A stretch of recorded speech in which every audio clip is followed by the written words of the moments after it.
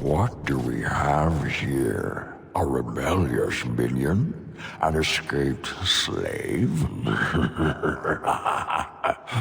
My, but you do have some gall. But playtime is over. You all have to go back now. You tried to keep us apart.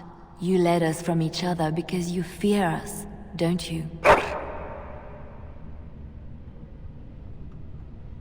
You will not hold us, demon. We found each other in this place, and you cannot stand against us. If you go back quietly, I'll do better this time. I'll make you much happier. Can't you think about someone other than yourself? I'm hurt. So very, very hurt.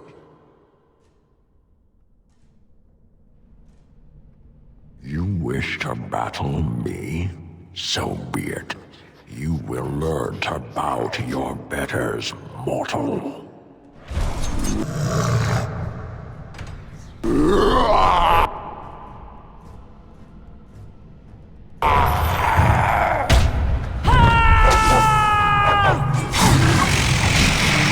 Let's make this quick!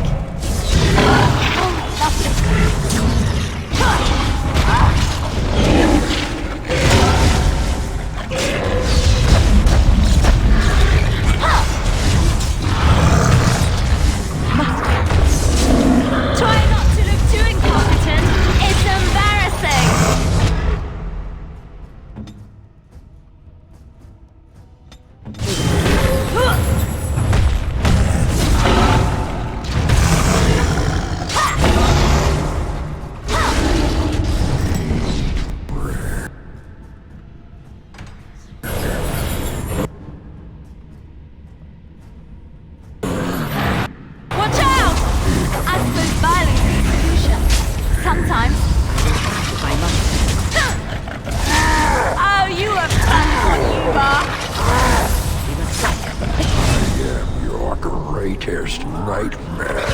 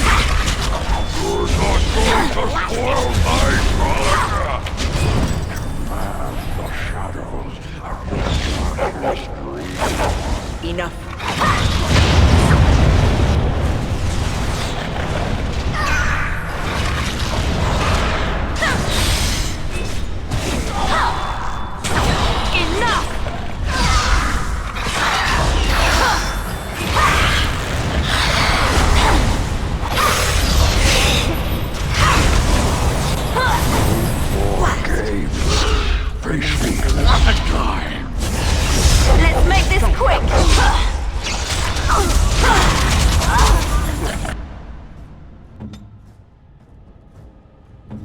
Yes.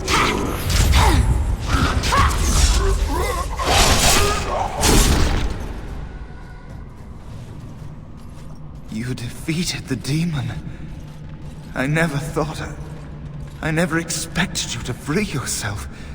To free us both.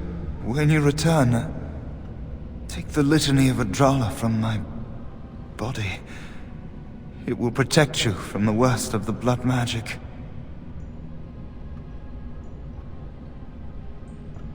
I cannot go with you. I have been here far too long. For you, it will have been an afternoon's nap. Your body won't have wasted away in the real world while your spirit lays in the hands of the demon. Every minute I was here, the sloth demon was feeding off of me, using my life to fuel the nightmares of this realm. There is so little of me left.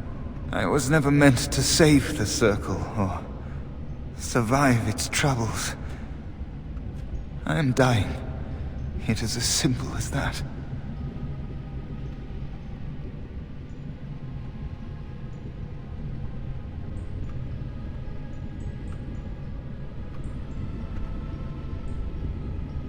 Thank you, but it is too late for me. I do not fear what may come. They say we return to the Maker in death, and that isn't such a terrible thing. My only regret is that I could not save the Circle.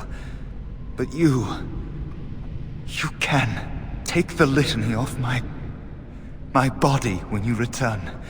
It is important. I can rest easy, knowing you will save the Circle. I'm not a hero. Perhaps trying to be one was foolish.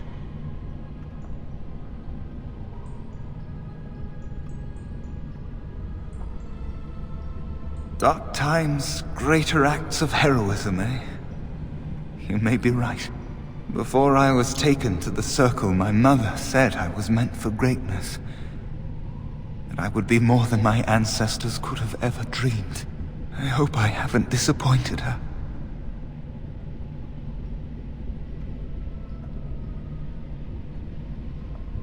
It is time for us both to be on our way. Remember the litany of Adrala. The Circle is all that matters now. Thank you, and goodbye, friend.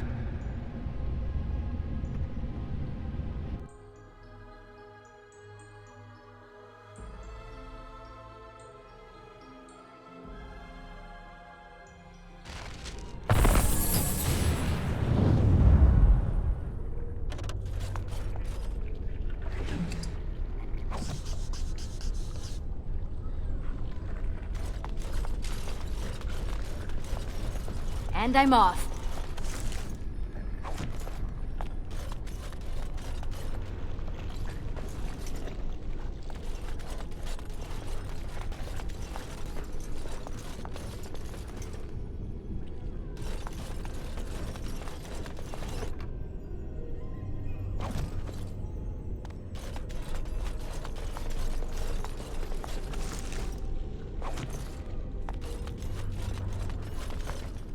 Huh.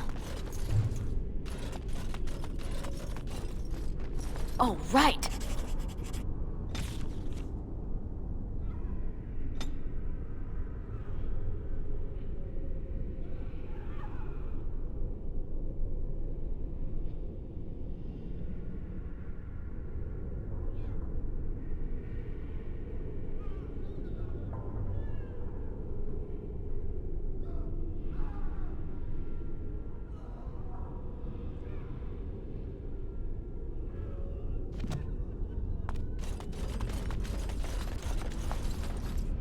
And I'm off.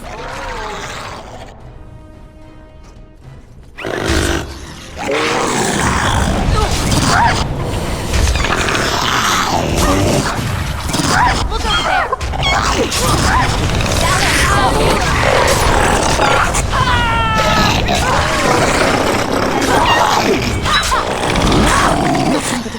Come and get it! Make him be praised!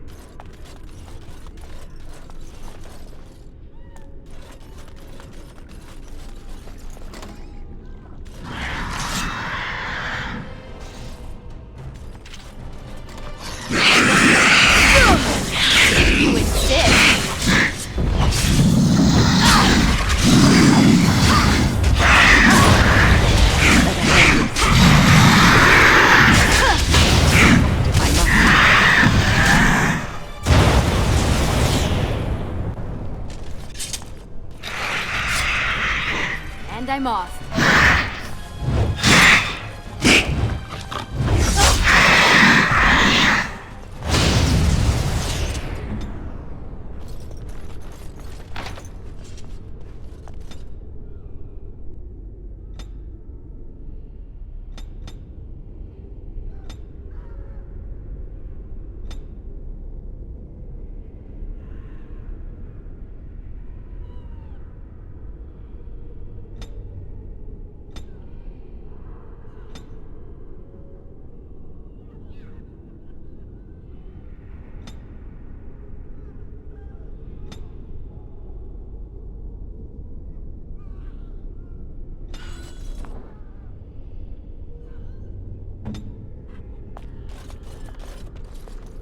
Yes.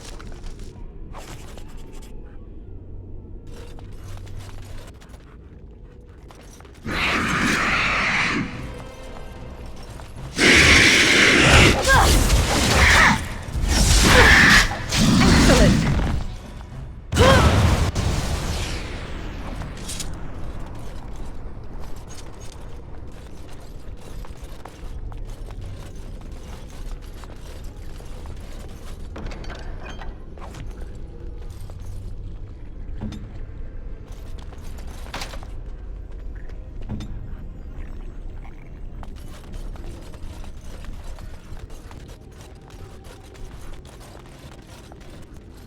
Going.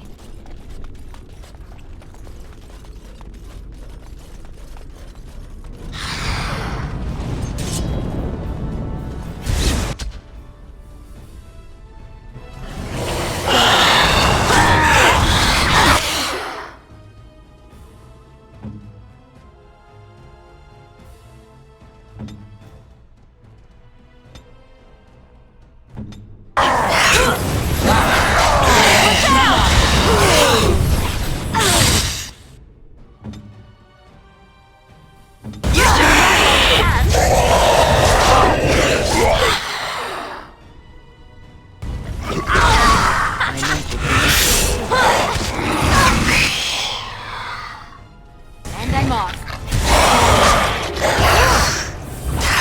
I suppose violence is a solution. Sometimes.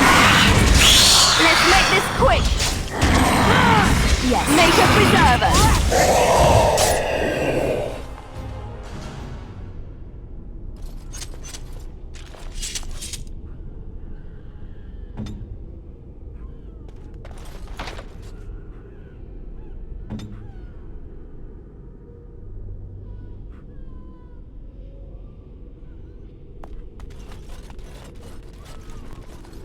And I'm off. It's a Templar. He's still alive, I think. We must help him. This trick again? I know what you are. It won't work. I will stay strong.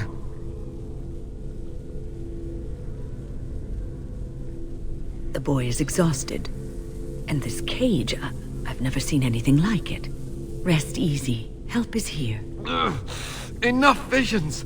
If anything in you is human, kill me now and stop this game. He's delirious. He's been tortured and has probably been denied food and water. I can tell. Here, I have a skin of... Don't touch me. Stay away. Filthy blood mages getting in my head. I will not break. I'd rather die.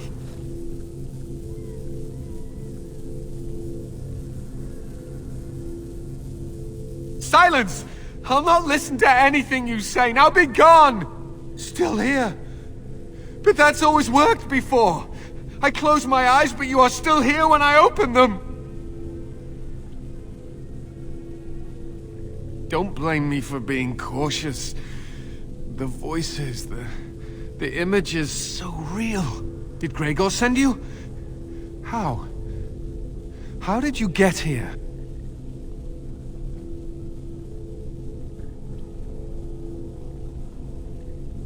Good.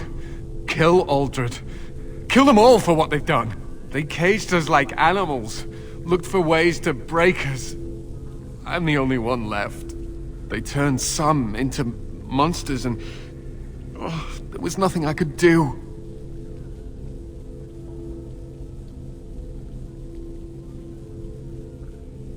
To think, I once felt pity for the Circle. Now I'd like nothing more than to wipe their taint off the face of Thedas.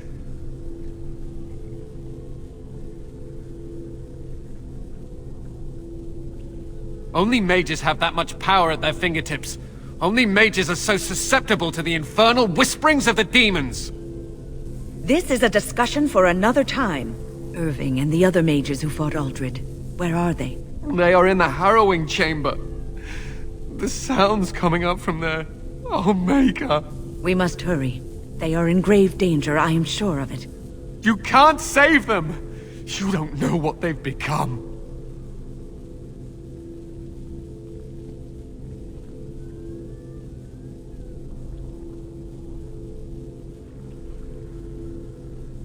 They've been surrounded by blood mages whose wicked fingers snake into your mind and corrupt your thoughts. You have to end it now, before it's too late.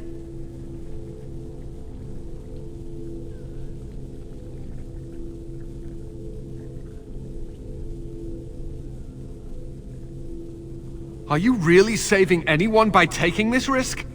To ensure this horror is ended, to guarantee that no abominations or blood mages live, you must kill everyone up there.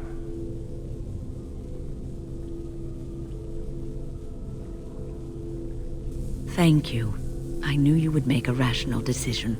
Rational? How is this rational? Do you understand the danger?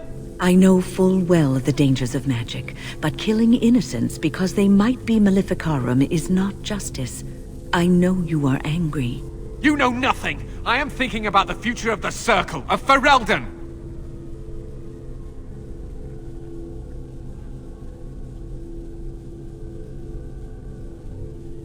I am just willing to see the painful truth, which you are content to ignore. But what can I do? As you can see, I am in no position to directly influence your actions, though I would love to deal with the mages myself.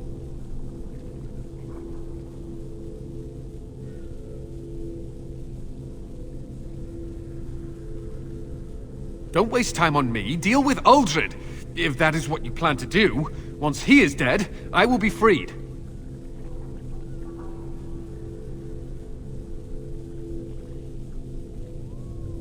No one ever listens. Not until it's far too late. Maker turn his gaze on you. I hope your compassion hasn't doomed us all.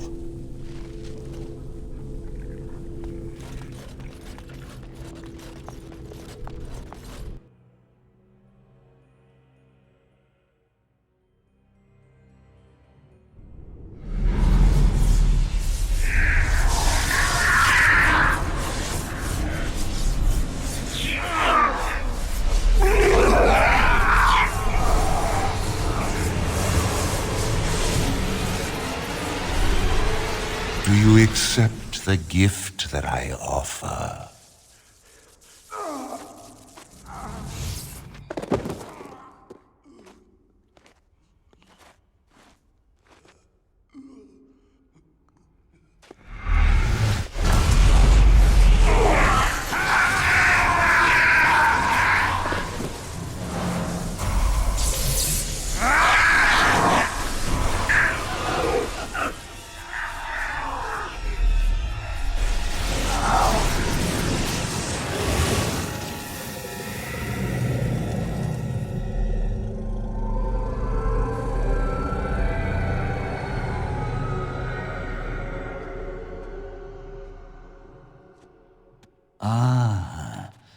Look what we have here.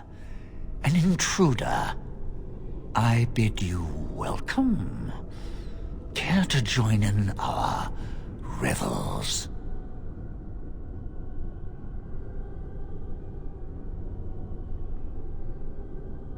Oh, how could I disobey when you say that in such a commanding voice? I'm quite impressed you're still alive. Unfortunately, that must mean you killed my servants Oh, well, they are probably better off dying in the service of their betters than living with the terrible responsibility of independence.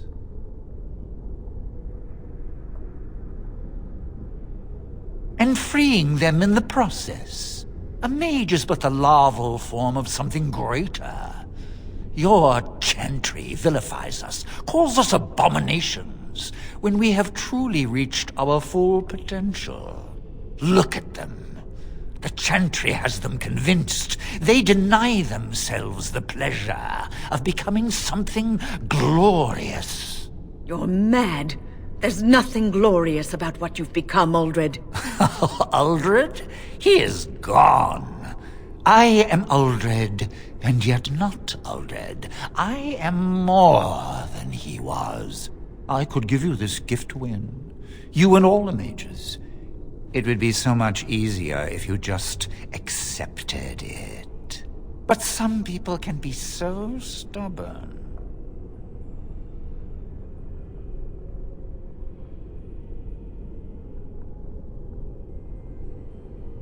And what good did that do? I still won. I even have the first enchanter on my side, don't I, Irving? What have you done to him? Stop him. He is building an army.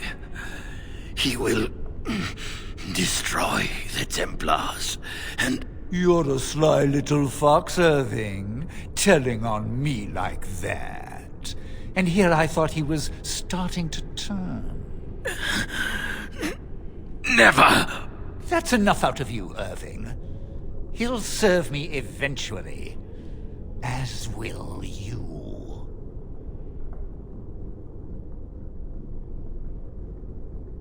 Oh, I'm not stupid. Do you think I'm going to let you wander around this tower knowing you are a pawn of the Templars? You are a thorn in my side, and I must remove you before you fester.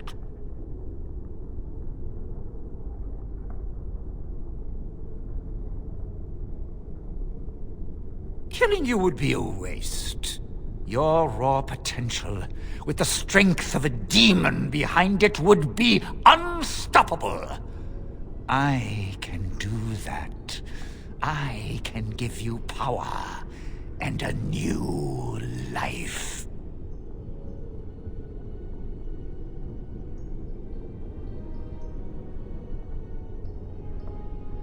I don't think your opinion matters. That is what I've decided, and that is what will be done. Fight, if you must. It will just make my victory all the sweeter. Don't forget the litany. It will thwart Uldred's attempts to control the mages and win this fight for us.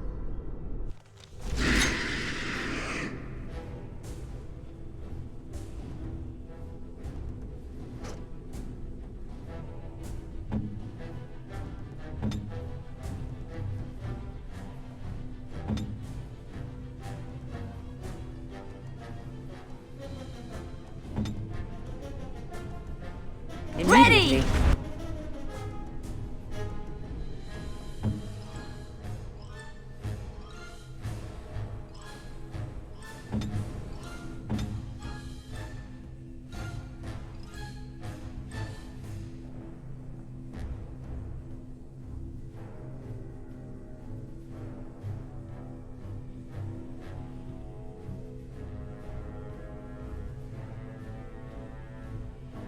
I shall do so.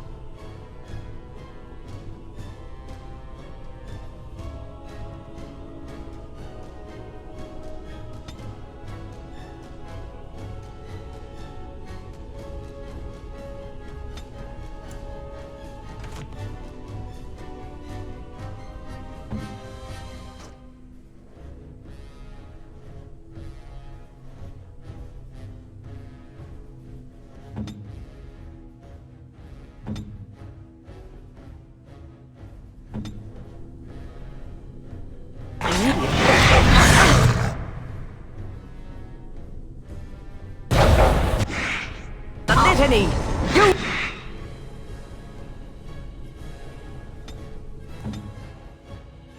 Use it, now!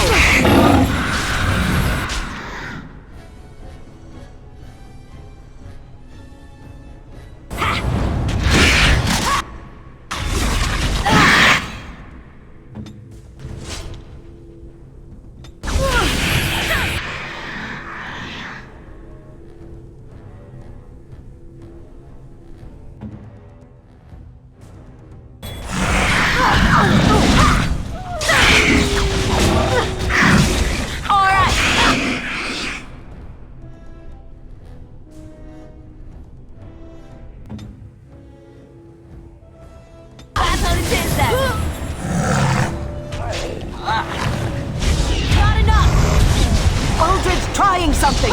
Stop him!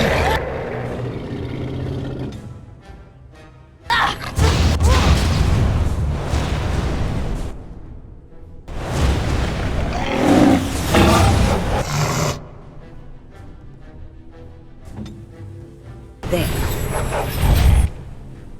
I shall Defend yourself! As you say. He's doing something!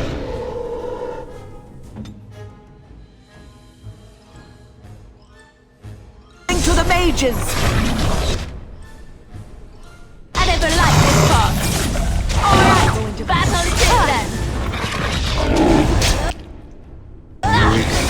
Alright, I'm game.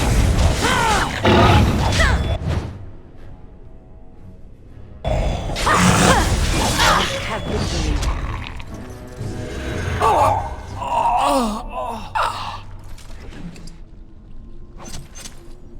All right. And I'm off.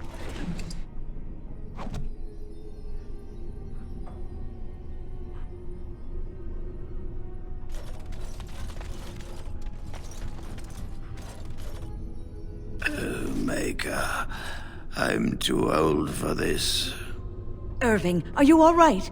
I've been better. But I am thankful to be alive. I suppose that is your doing, isn't it, Wynne? I wasn't alone. I had help. The Circle owes both of you a debt we will never be able to repay. Come. The Templars await. We shall let them know that the tower is once again ours.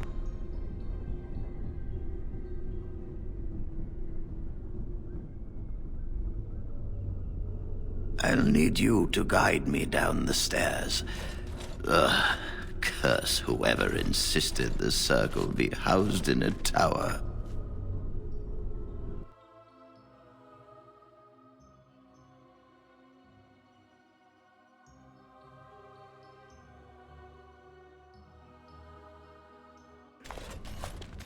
Irving?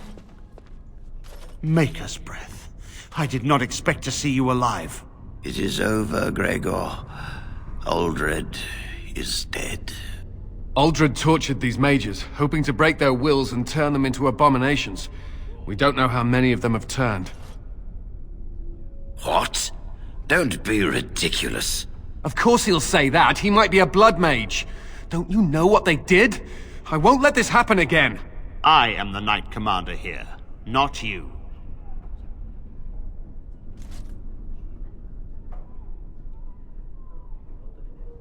We have won back the tower. I will accept Irving's assurance that all is well. But they may have demons within them, lying dormant, lying in wait. Enough! I have already made my decision. Thank you. You have proven yourself a friend of both the Circle and the Templars.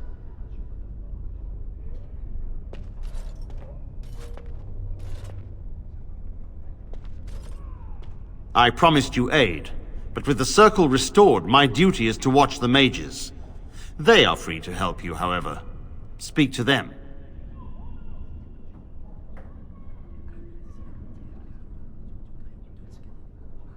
Yes, Irving. For now, I will have to oversee a sweep of the tower. There may be some survivors, and we should do our best to tend to them. Please excuse me. And Irving, it is good to have you back. Ah, I'm sure we'll be at each other's throats again in no time. I'm glad I'm still alive, but the Circle's future still remains to be seen. Here we are, the tower in disarray, the Circle nearly annihilated. Oh, it could have been much, much worse. I am glad you arrived when you did. It's almost as though the Maker himself sent you.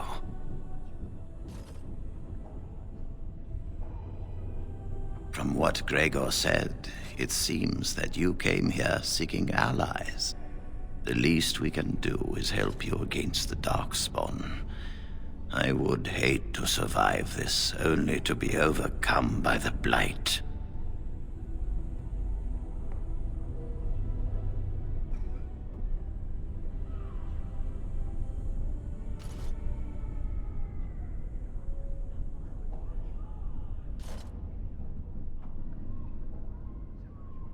We will do what we can for now. But if the Blight spreads, the tower itself will be lost. Stopping the Blight is more important. You have my word. As first enchanter, the Circle will join the Grey Wardens in the fight. Irving, I have a request. I seek leave to follow the Grey Warden. When we need you here, the Circle needs you. I appreciate the sentiment, Irving. But the Circle will do fine without me. The Circle has you.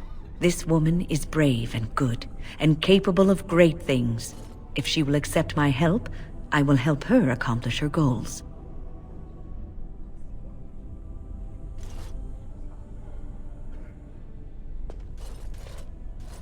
You were never one to stay in the tower when there was adventure to be had elsewhere. Why stay when I can be of service elsewhere? Then I give you leave to follow the Grey Warden. But know that you always have a place here. There is much to be done here, and I must go. You must forgive me for not being a proper host.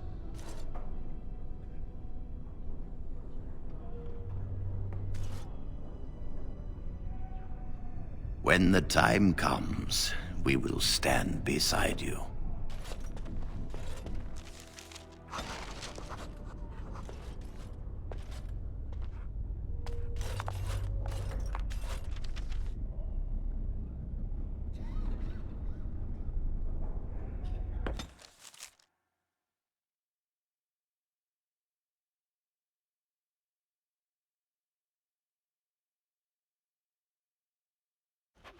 The Blight. How will you end it?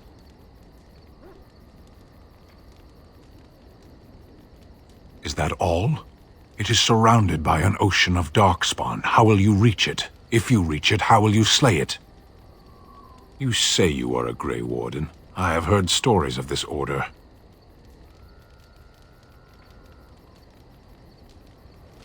Great strategists and peerless warriors. That is what we hear of the Wardens. So far, I am not impressed. Will you make that excuse to the Archdemon, or the victims it claims in the meantime?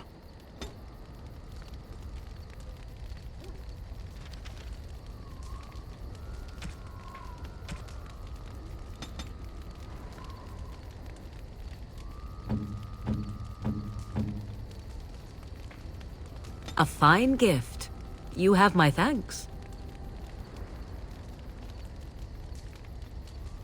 A fine gift. Is that for me? Really? Wow! Wow!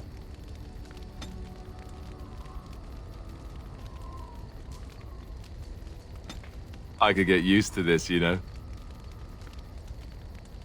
Is that for me? Really? Wow! Wow!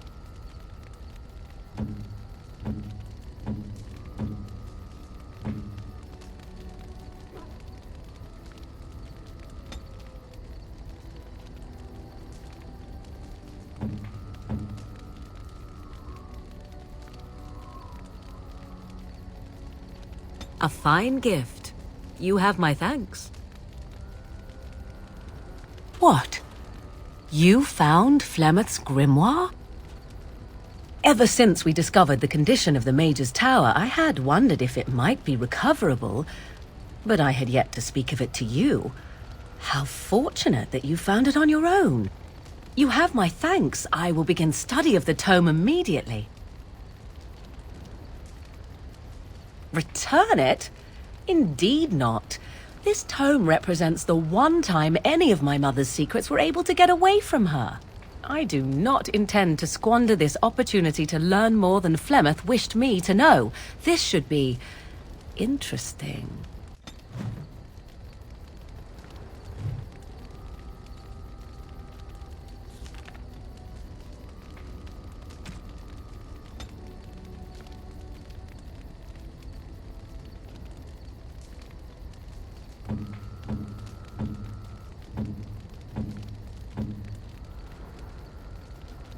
I am impressed. My thanks. Ooh, shiny.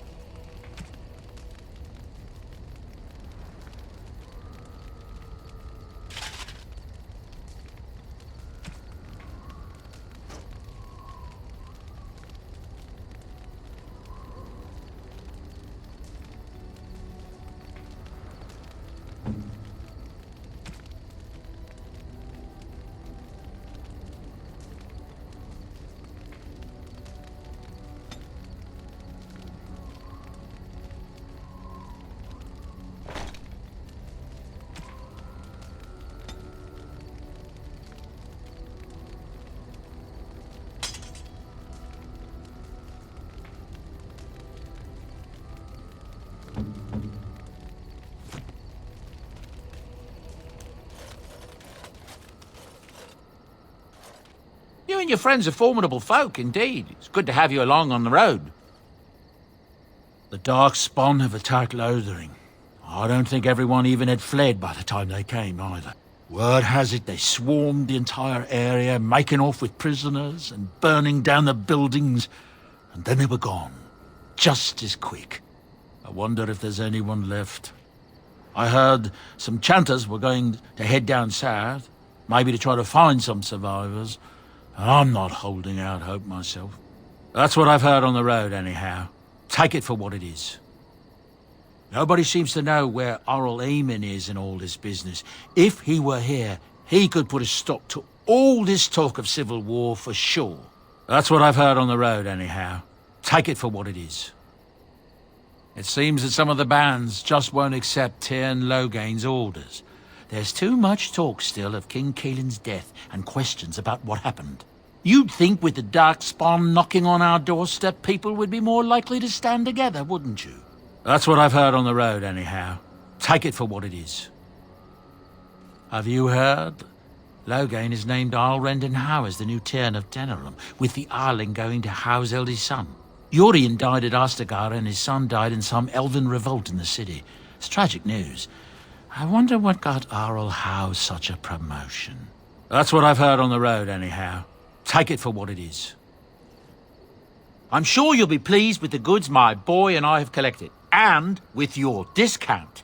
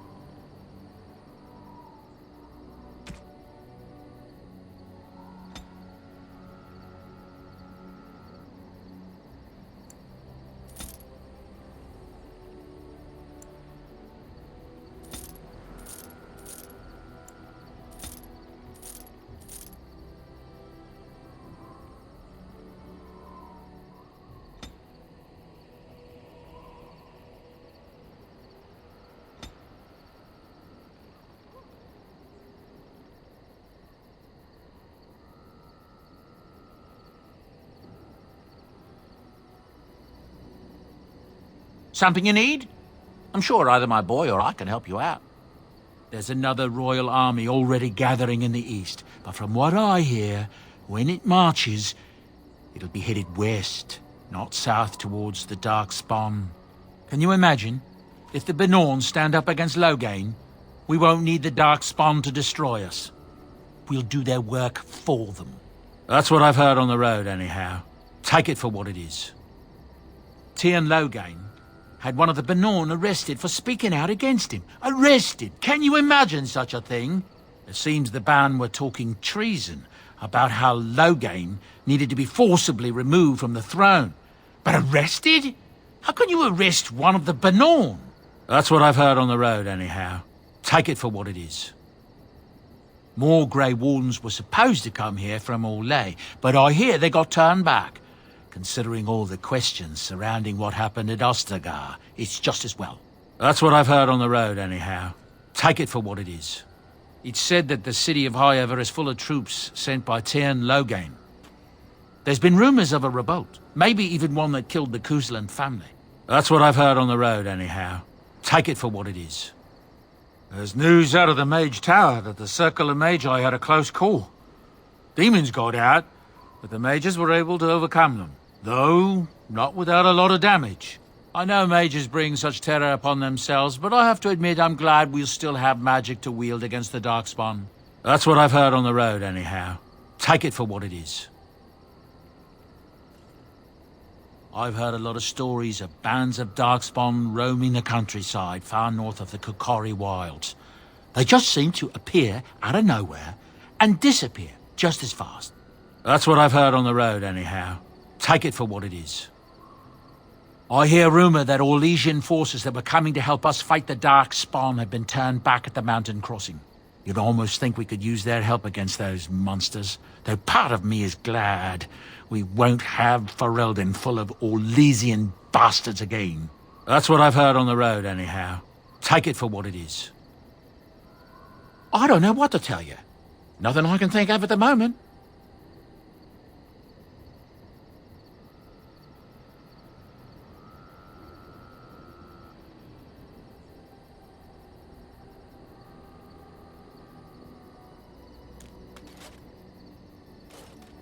It speaks. It doesn't have better things to do. That part I know, as Wilhelm often bragged about it to whomever was willing to listen to him. He claimed to have found me in the deep roads. I was in the ruins of a Tig, he said, deactivated, with my control rod not far away.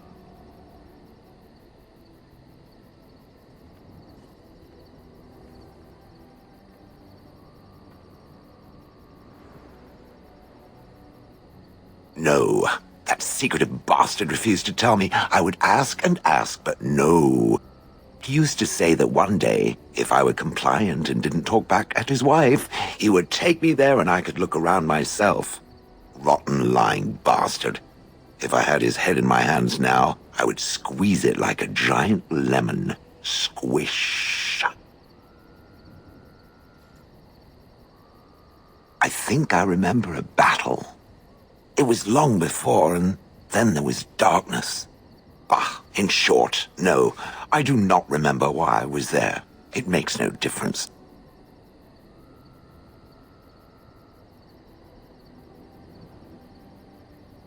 It was a hobby of his, scavenging. One of the reasons he traveled so much is that he was looking for entrances into the deep roads, old places the dwarves had long forgotten. And then he would sneak down and search for magical treasure, before anyone was the wiser.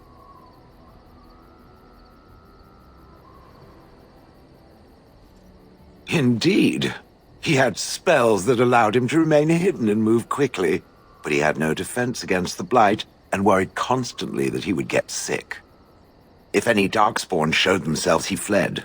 More often, he would have to fight other scavengers, dwarves who had become tainted.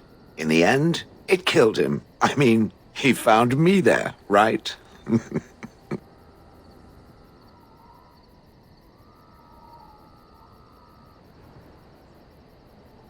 I wouldn't have had to put up with the twit, and I would be none the wiser. I don't think I was aware while I was there. Not like in the village. Or perhaps I was. Perhaps that was the dark place, and I simply couldn't see anything. How long could even I sit in the darkness and stare out at nothing, never sleeping? Oh, I do not wish to think of that.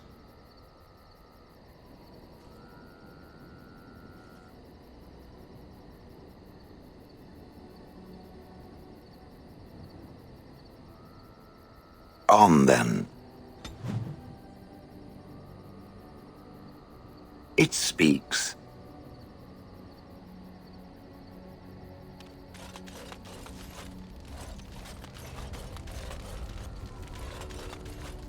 Your dog is filthy.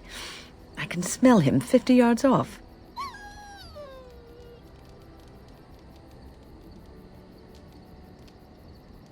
That may be so, but all the same, I would like your permission to bathe him.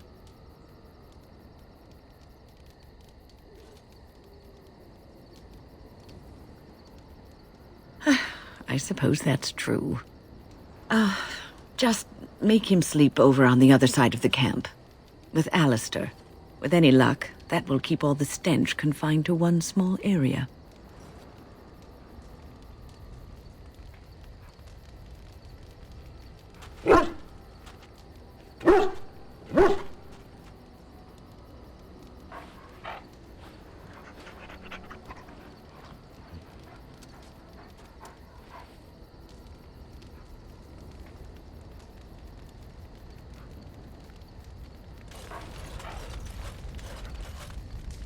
Something on your mind? Not unless they were asking me for a favor. Well, there was that one time in Denerim, but those women were not like you. Why? Is this your way of telling me you think I'm handsome?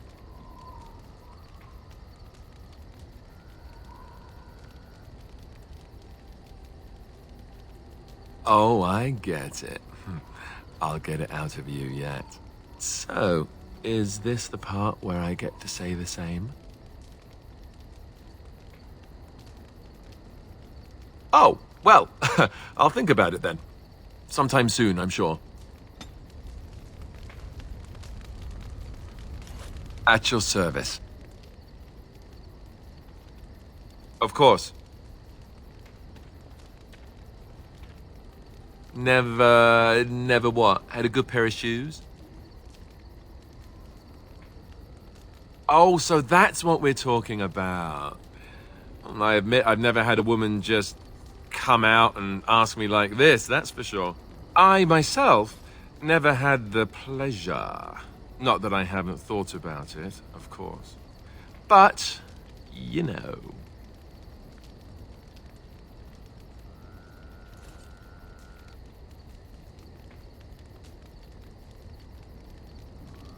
Cute?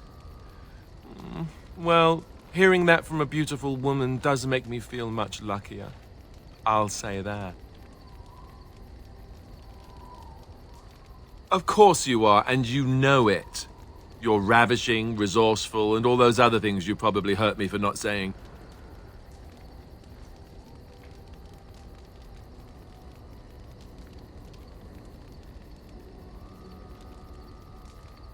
That's what I'm here for. It's a tough job, but somebody has to do it. Let us be off then, lest your risque talk make my ears blush. At your service. Of course. You mean other than becoming a Grey Warden?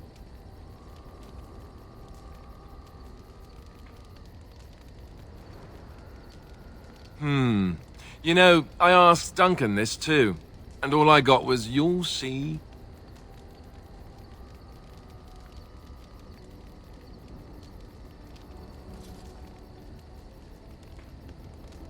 Oh, it's not that Duncan wants to keep it a secret. It's just that the Grey Wardens don't discuss it much. I gather it's not a pleasant topic. The first change I noticed was an increase in appetite. I used to get up in the middle of the night and raid the castle larder. I thought I was starving. I'd slurp down every dinner like it was my last. My face all covered in gravy.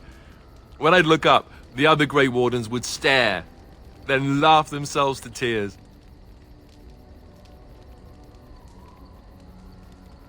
Really? Because I was watching you wolf down food the other day, and I thought, ooh, it's a good thing she gets a lot of exercise.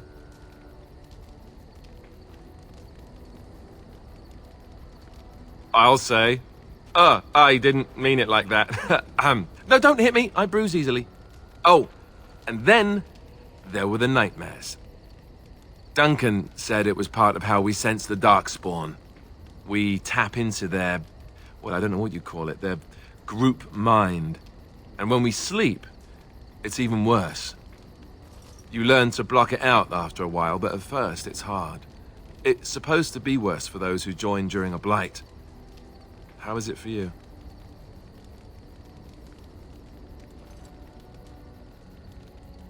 Some people never have much trouble, but that's rare.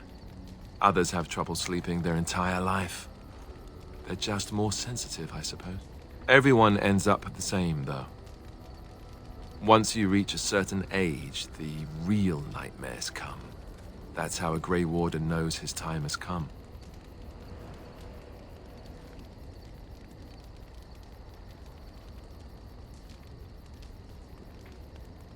Oh, that's right. We never had time to tell you that part, did we? Well, in addition to all the other wonderful things about being a Grey Warden, you don't need to worry about dying from old age. You've got 30 years to live, give or take. The taint, it's a death sentence. Ultimately, your body won't be able to take it. When the time comes, most Grey Wardens go to Orzammar and die in battle rather than waiting. It's tradition.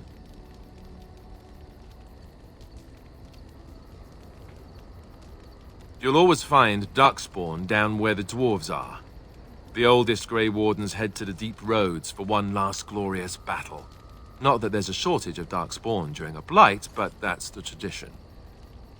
The dwarves respect us for it. And you wondered why we kept the joining a secret from the new recruits. And there you have it.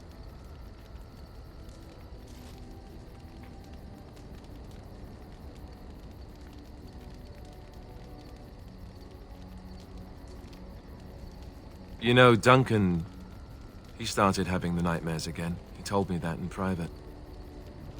He said it wouldn't be long before he'd go to Orzammar himself. I guess he got what he wanted. I just wish it had been something worthy of him.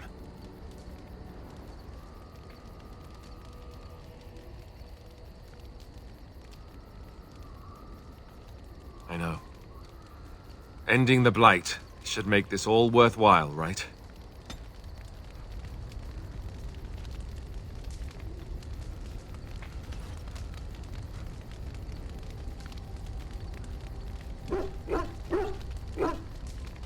At your service. Of course. I didn't know them for very long, but I guess it was longer than you. You never met them all, did you? They were quite a group. Actually, they felt like an extended family, since we were all cut off from our former lives. We also laughed more than you'd think. There was this one time... Well, you probably don't want to hear stories about men you didn't know.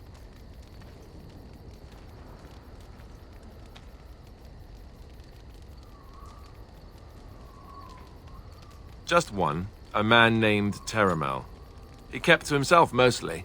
I got the impression that his life before the Grey Wardens was unpleasant. There was one Grey Warden who came all the way from the Anderfells. What was his name? It was Gregor. He was a burly man with the biggest, fuzziest beard you've ever seen. And the man could drink. He drank all the time, but he never got drunk. Finally, we all made a pool to see just how many pints it would take to put him under the table.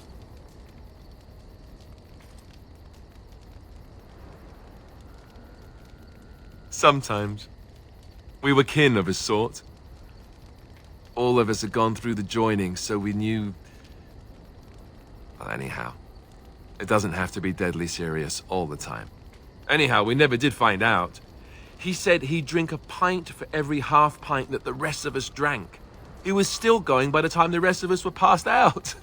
I'm told that Duncan walked in later on and saw us all passed out from one end of the hall to the other, and Gregor still drinking. Duncan laughed until he nearly... Until...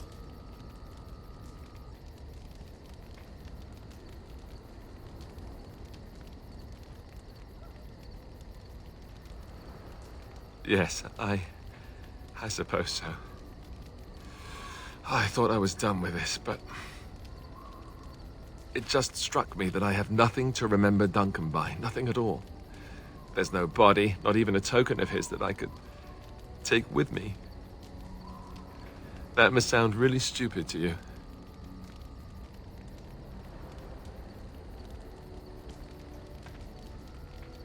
I just would have liked something of his to take with me, that's all. Well, there's no use in moaning about it, is there? He's gone. Let's just go.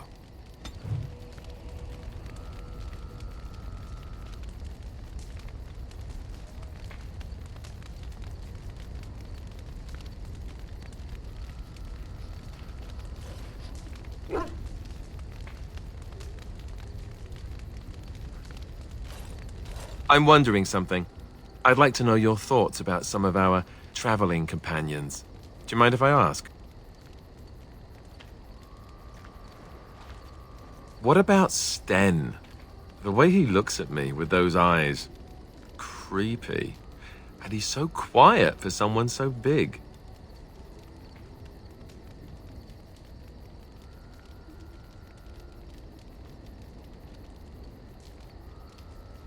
I know. The more I talk to him, the more it seems like his philosophy is not so vile as the Chantry describes it. It's an odd thing to think. And yet, he killed all those people. He doesn't even deny it. Doesn't that bother you?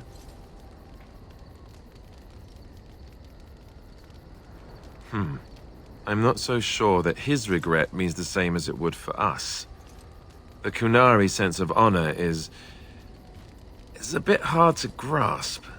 For me, anyway. What about Liliana? Is she crazy? Or do you really believe in her vision?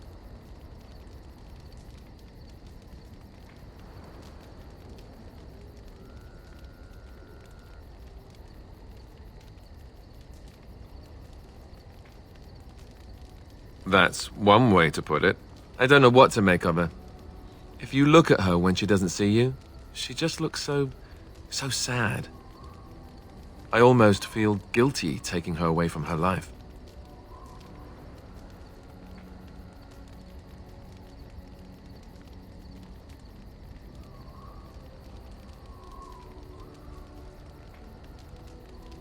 Yes, I know.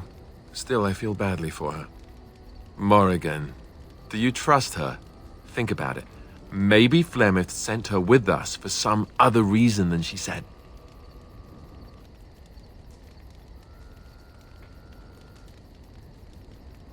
Well, aside from the fact that she's a complete and utter bitch, no, I don't like her at all.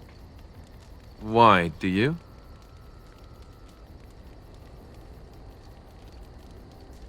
Great. I am thrilled beyond words. No, really. Enough. I think my curiosity is sated. Let's get back to it, shall we?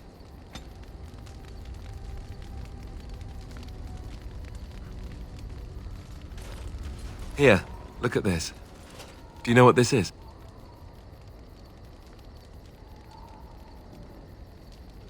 I picked it in Lothering. I remember thinking, how could something so beautiful exist in a place with so much despair and ugliness? I probably should have left it alone, but I couldn't. The Darkspawn would come and their taint would just destroy it. So I've had it ever since.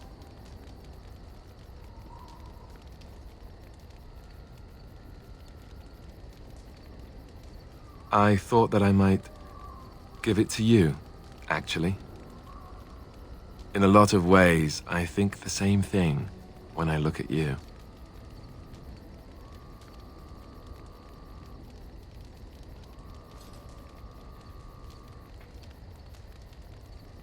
I'm glad you like it. I was just thinking, here I am doing all this complaining, and you haven't exactly been having a good time of it yourself. You've had none of the good experience of being a Grey Warden since your joining. Not a word of thanks or congratulations. It's all been death and fighting and tragedy. I thought maybe I could say something. Tell you what a rare and wonderful thing you are to find amidst all this darkness.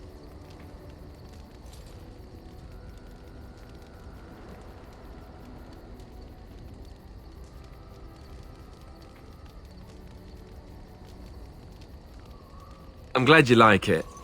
Now, if we could move right on past this awkward, embarrassing stage and get right to the steamy bits, I'd appreciate it.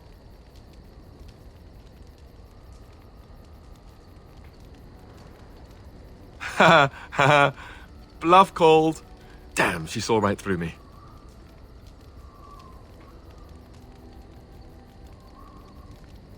I'll be standing over here until the blushing stops, just to be safe. You know how it is.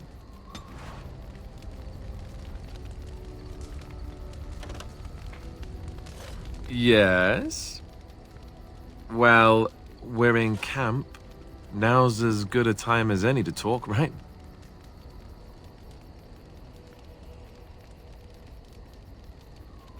You know, I was just thinking the same thing. Given the circumstances, things could have been so much worse. I'm so grateful that you're you, instead of some other Grey Warden. That sounded better in my head. I just mean to say that I've really come to care about you.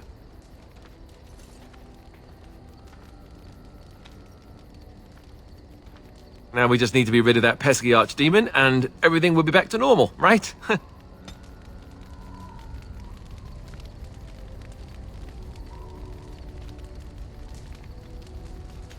Yes? Well, we're in camp. Now's as good a time as any to talk, right? Oh, you want to... right now? Well, who am I to refuse?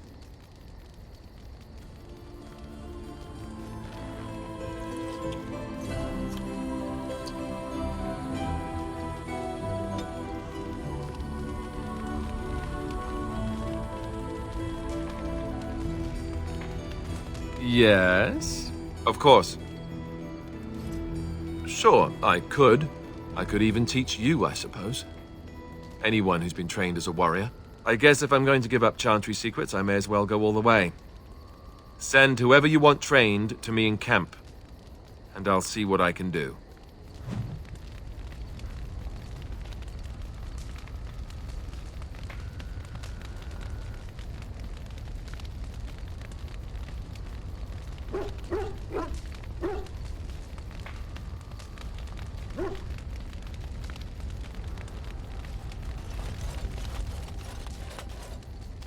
Oh, it's been a long day.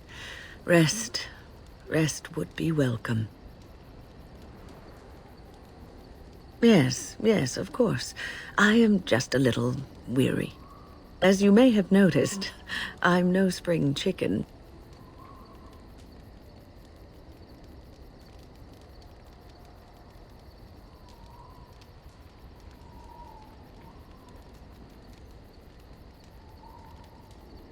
Thank you. You're very kind to say so. But in all honesty, I do not know how many years I have left in me. I have lived for such a long time. But there is always something else to do. And I have to keep going in order to do it.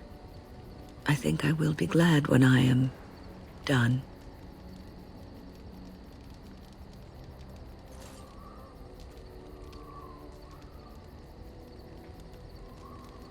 Oh, I don't know. I really don't.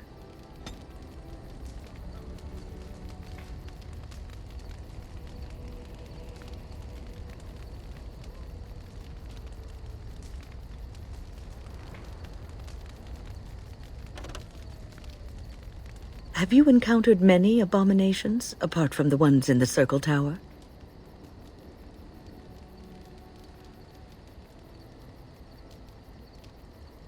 The first time I saw an abomination, my blood turned to ice.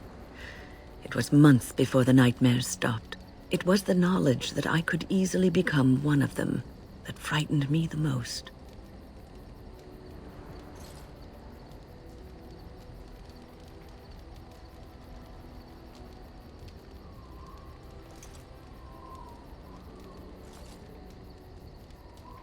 One slip. All it takes is one slip, and everything you are is simply gone, replaced by madness. And there is no turning back, or at least that's what they say. Of late, I have begun to wonder if there is any way an abomination can be cured. Or if a mage could be so possessed and still retain their sanity, their humanity.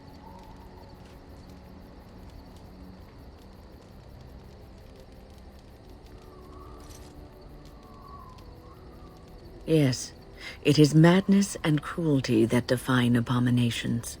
If those are lacking, if the mage remembers the person they truly are, then they are not an abomination. I never saw that. Thank you for showing me another way of looking at it.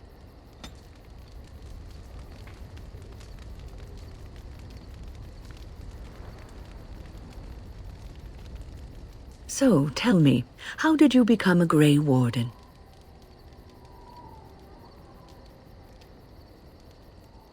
Then you became a Grey Warden out of necessity. But Duncan must also have seen something special in you. The Order does not take in recruits just to save their life. You must be proud to be able to represent your tribe and the Dalish as a Grey Warden.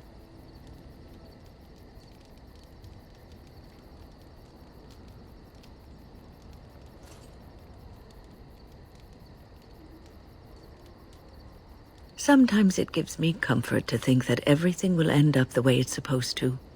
That it will be all right. You were chosen. You survived the joining when others did not. Perhaps it was meant to be.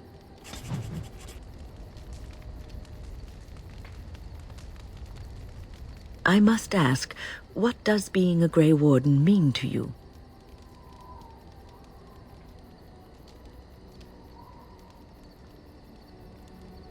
I just wanted to know what you thought being a Grey Warden was about. Ultimately, being a Grey Warden is about serving others, about serving all people, whether elves or dwarves or men.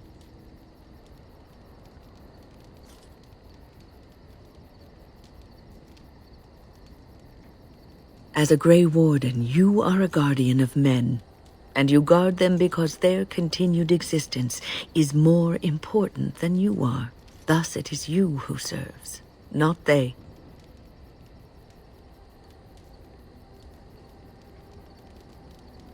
A good king, a true king who cares for his land, uses his power to rule firmly but fairly.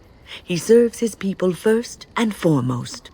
The king who does not do this, who believes that he is entitled to his power, who abuses it and uses it for his own means, is a tyrant.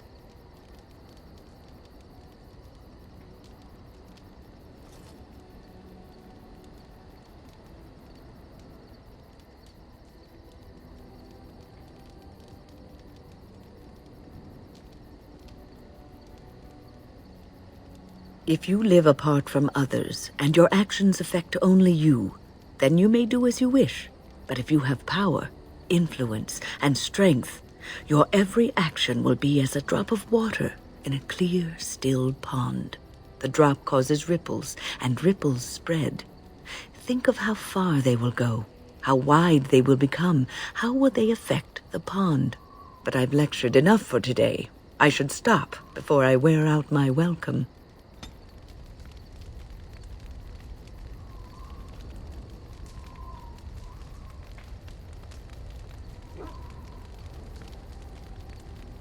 What's on your mind?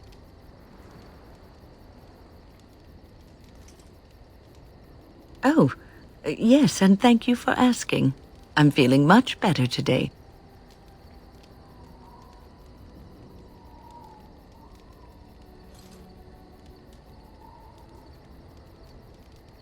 Well, thank you for your kindness, my dear. It certainly warms these rickety old bones.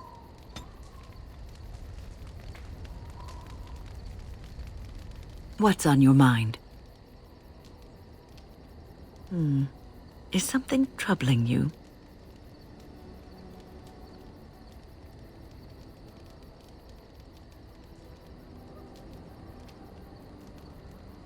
A Grey Warden should put aside the person that he used to be.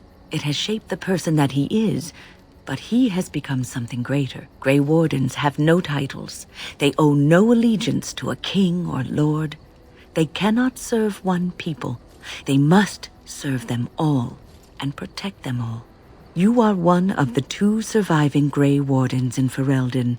You defend all of us, and much rests on your shoulders.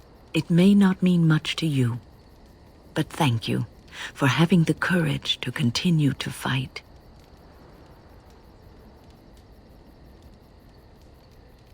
And that gives me hope. Have you heard much about the Grey Wardens of old?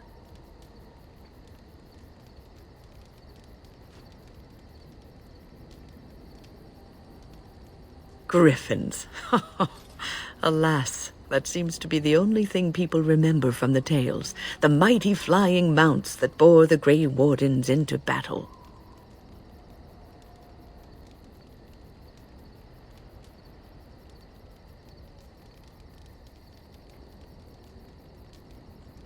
Ah, yes, the glory days.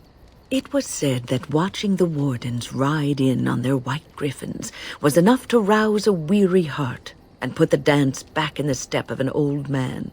The Grey Wardens were powerful, feared and respected, but they also inspired the common people.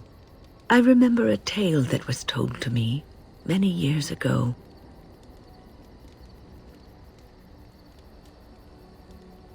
The Blight had ravaged the land for months, and the armies of the great kings had amassed for one last stand. As the sun burst through the clouds that boiled and churned in the dark sky above, it illuminated a vast, seething horde of darkspawn, with the archdemon at its head. And it was then, when courage seemed to fail and all lost to death and despair, that the Grey Wardens came. They arrived with the beating of wings like mighty war drums and stood before the armies of men.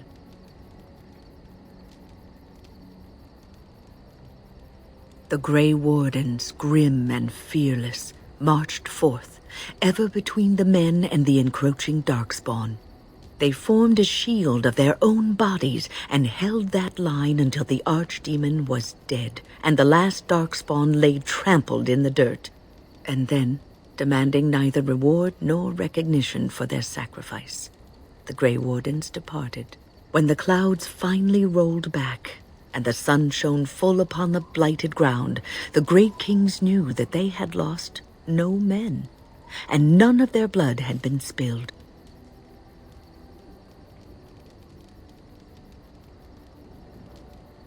This is a tale about no battle the Grey Wardens have fought, and yet about them all. They have always defended us from the Darkspawn, taking losses so we do not have to. People may have forgotten over the centuries, but nothing has changed. This knowledge has been blessing and burden to Grey Wardens past, and now it shall be your blessing and your burden.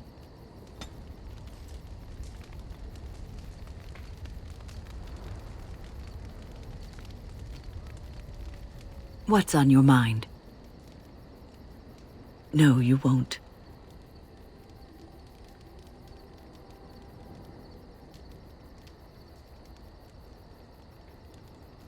No, it wouldn't, would it?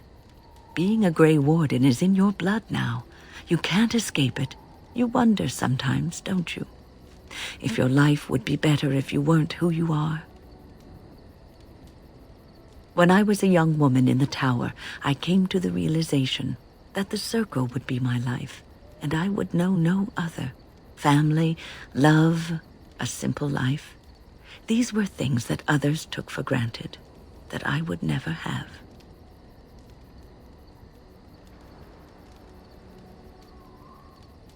It made me very moody.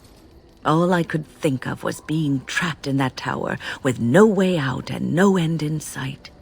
I started hating my life and myself, and one night I found myself in the tower's chapel. I was seeking refuge, maybe answers.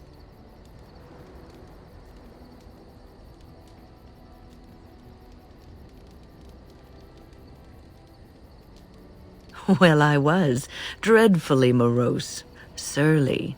Anyway, where was I? Ah, yes, the chapel. I must have looked tearful or made some noise, because the revered mother came out and decided to speak to me. And because I had no one else to talk to, I talked to her. I must have said many silly things, but she told me that the Maker puts us all on our paths for a reason, and fighting our intended course is what causes so much anguish.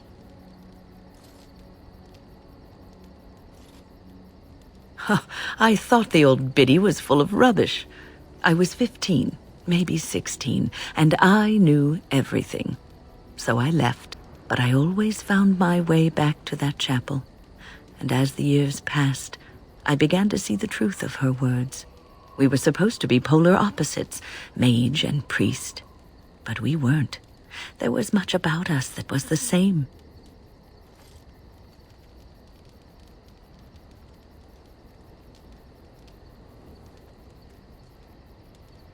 Not all priests choose their path. Some children are given to the chantry to raise and become initiates. The revered mother had lived in the chantry all her life, as I had been in the tower for all of mine. She taught me that you can find your family in the people around you, that you can love your work and find fulfillment in duty. And there is joy even in self-sacrifice. If you put others before yourself, then their well-being is yours, and their happiness is your happiness.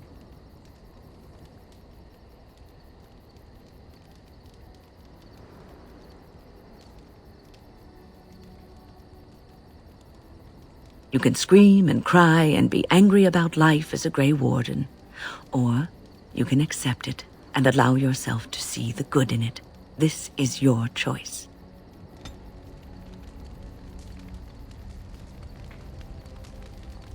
What's on your mind? I will answer to the best of my ability. The Circle is in good hands. Irving knows what to do, and he doesn't need me underfoot. For now, I will support those that battle the Darkspawn. I do feel I left things unfinished in Ostagar. There is so much left to do, and I would be part of it.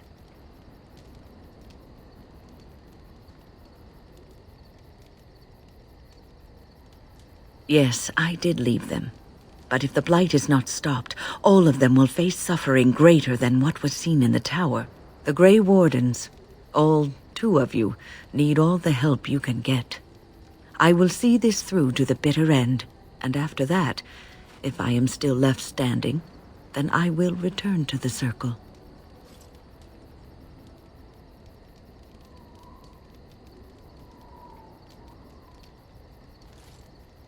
No, of course I don't. I'm old and unsure of what I'm doing. Actually, I'd rather be in a warm chair in the sun, being served pudding or some other easily digestible food.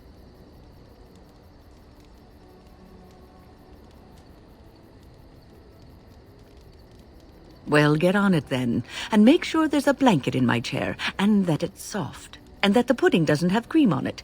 Cream gives me gas. What's on your mind?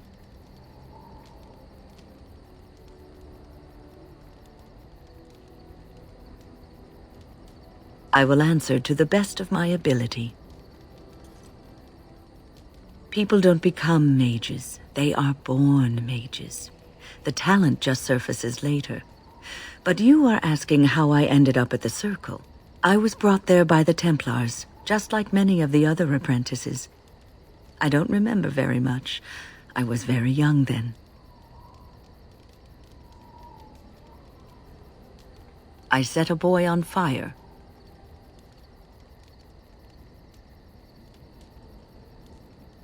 It's a long story. I didn't have a family. I never knew my real parents. My earliest memory was of hiding in a hayloft on a farm, trying to keep warm. I was found, and the farmer's wife was kind enough not to send me away. But they had children of their own, and I was never made to feel welcome. The eldest son was the worst. He was always calling me a stray, and throwing anything he could get his hands on at me. And I don't know how it happened, but one day, he just found his hair on fire. Fortunately, there was a large trough nearby.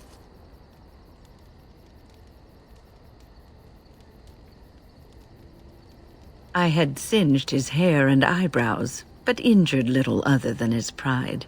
Who knows what they would have done to me had he been more seriously hurt. Thankfully, all I had to endure was a few nights locked in a cold barn with a bowl of water and a crust of bread. The Templars arrived several mornings later.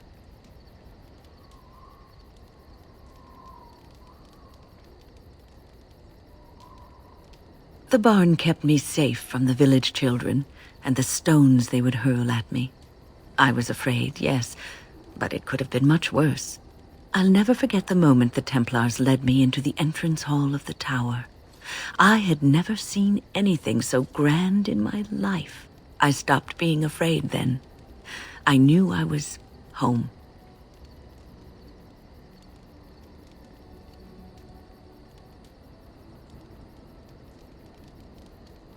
Well, That's about all there is to my tale. That's how I came to the Circle.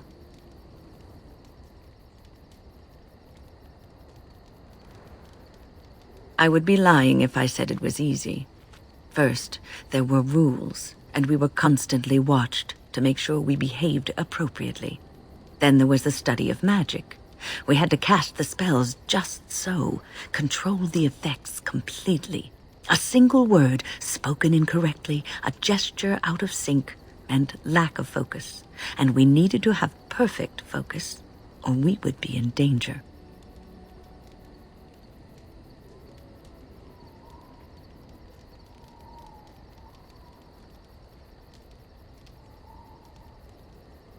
From Fade spirits.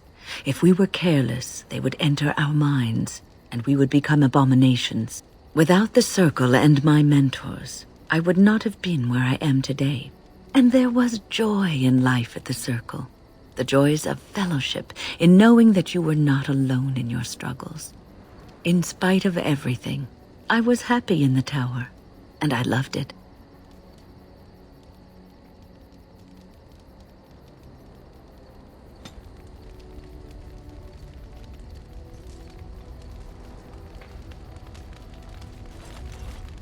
I must say that traveling with you has opened my eyes to how wrong some are about the Dalish. You are not at all savage, and I've not seen you snatch away women and children without provocation.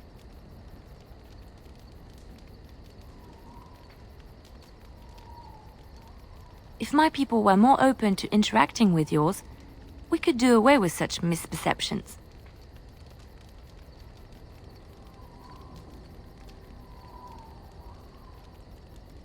I know humans and elves do not share a happy history, but peace must be possible. I hear many city folk talk about how wonderful it must be to live simpler lives, close to the earth. They could learn from the Dalish.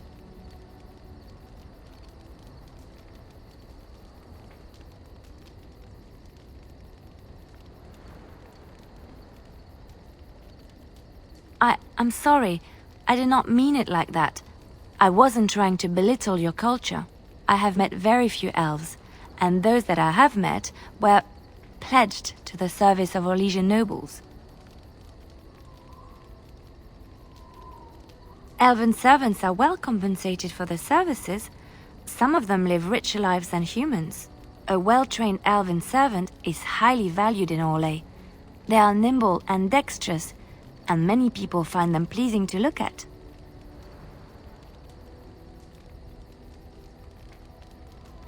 No, I did not mean it that way. Oh, my words were clumsily chosen. I did not mean to offend. I am sorry.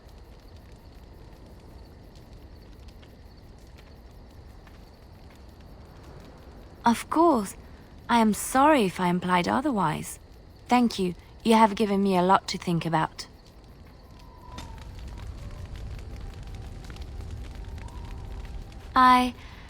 Have I ever told you I really like the way you wear your hair?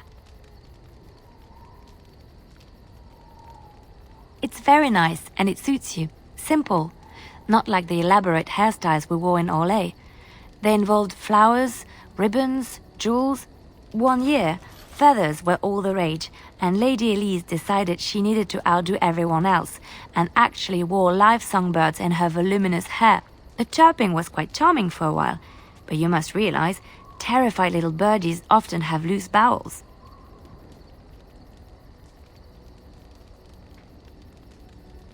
Yes, you can imagine what she looked like by the end of the evening. But I was trying to say something nice to you, wasn't I? Oh, forgive me. My mind wanders so. It's just that I feel so comfortable talking to you, like I could say anything and you wouldn't judge me.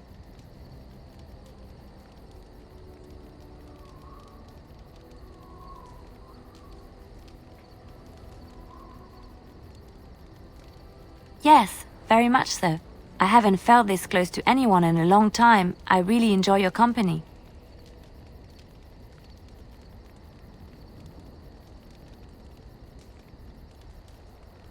Thank you. I am honored that you feel that way.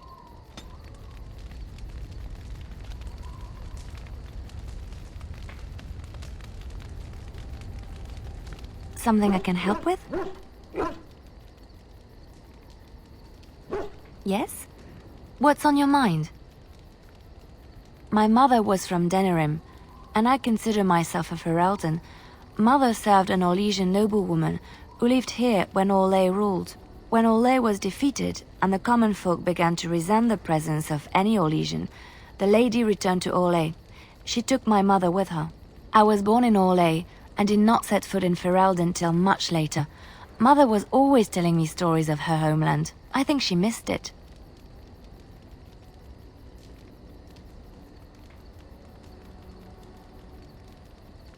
She wasn't unhappy. We had a good life, and she liked Orlais well enough. I loved it, though. Val Royeaux was so vibrant, colorful. Mother died when I was very young. Lady Cecily let me stay with her. I had no one else. She was quite old then, and she had me study music and dance to entertain her. It is unfair that I have more memories of Cecily than my mother.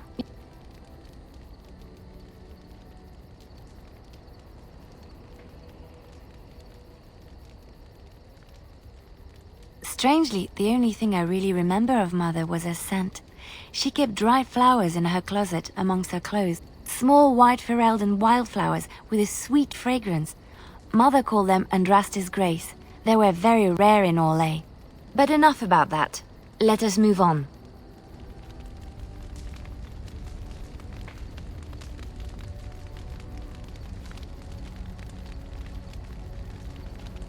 Something I can help with? Yes? What's on your mind? I miss Val Royeaux. Unlike other cities where the people are the lifeblood and the character, Val Royeaux was her own person, and her people little more than decorations. There was always music in Val Royeaux, streaming from the many windows, quiet refrains and triumphant choruses, and always, floating above that all, the chant, coming from the Grand Cathedral. It was magnificent.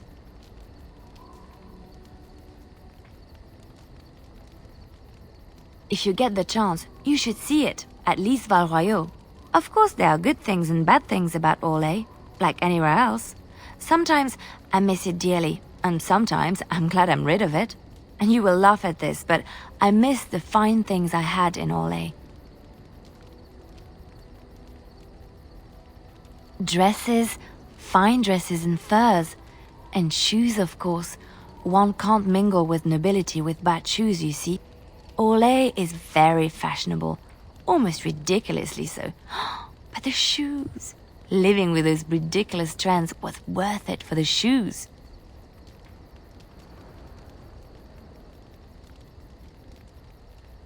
Well, they're shoes. They're pretty. Some of them anyway. When I left Orlais, the fashion was shoes with delicate tapered heels and embellishments in the front. A ribbon, perhaps. Or embroidery. In soft colors, of course. It was spring.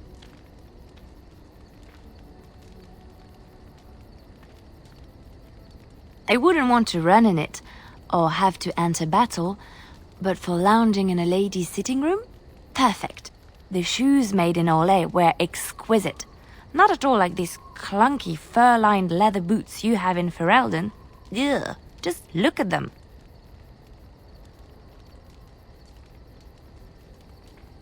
They're sturdy shoes, but sometimes a girl just wants to have pretty feet. Oh, I could talk about shoes all day, but we have things to do, don't we?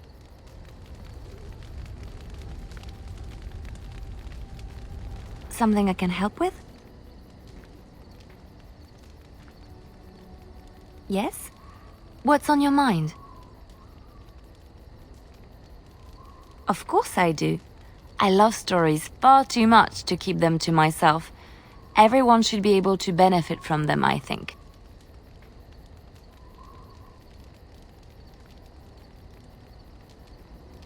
Which one?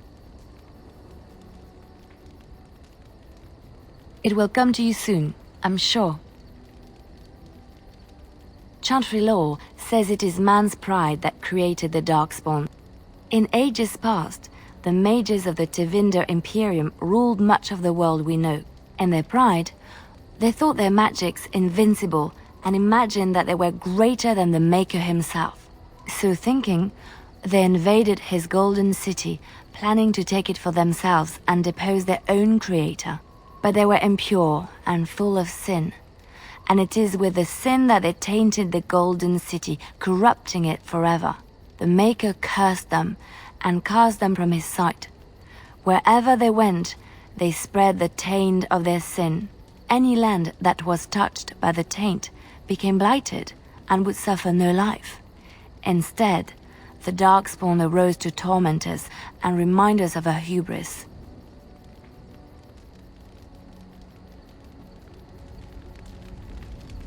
Something I can help with? Yes? What's on your mind? Where did you hear this? Not all minstrels are spies. Most are just singers and storytellers, but some of them are what we call bards.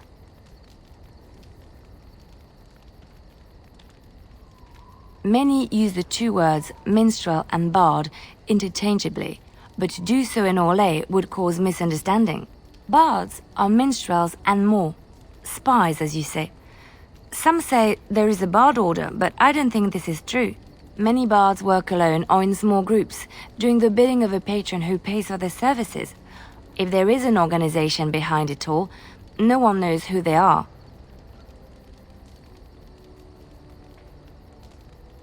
Nobles mostly. In Orlais, there is much rivalry amongst the highborn. They fight over land, influence, and the favor of the Empress. But they cannot do this openly because it is impolite, and in public, they wear smiling faces and pretend to be civil. In secret, they plot and scheme to destroy each other. It is a game completely meaningless to anyone but its players.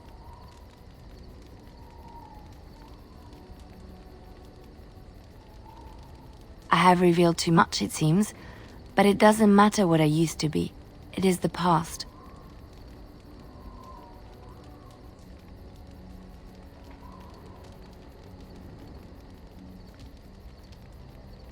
My skills served me well, but the day finally came when I decided to just put them aside.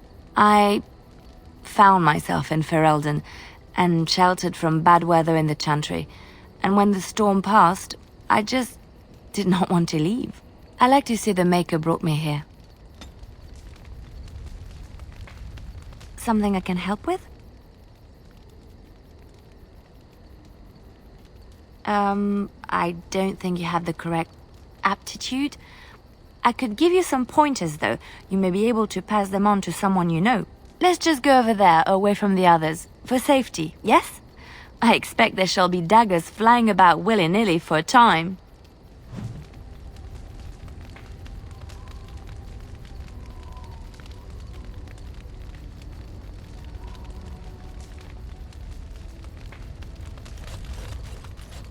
Yes. Speak, then. Then I suggest we move on. I am hardly surprised. Very well.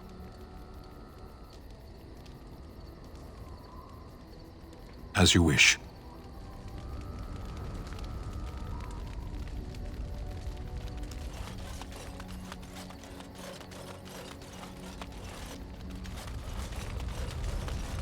I await your command. At times, perhaps. A world full of people and buildings and things was all very foreign to me. If I wished companionship, I ran with the wolves and flew with the birds. If I spoke, 'twas to the trees. Don't be foolish. I recall the first time I crept beyond the edge of the wilds. I did so in animal form, remaining in the shadows and watching these strange townsfolk from afar. I happened upon a noblewoman by her carriage, adorned in sparkling garments the likes of which I had never before seen. I was dazzled. This, to me, seemed what true wealth and beauty must be. I snuck up behind her and stole a hand mirror from the carriage. 'Twas encrusted in gold and crystalline gemstones, and I hugged it to my chest with delight as I sped back to the wilds. She was not. Flemeth was furious with me. I was a child and had not yet come into my full power, and I had risked discovery for the sake of a pretty bauble. To teach me a lesson, Flemeth took the mirror and smashed it upon the ground. I was heartbroken.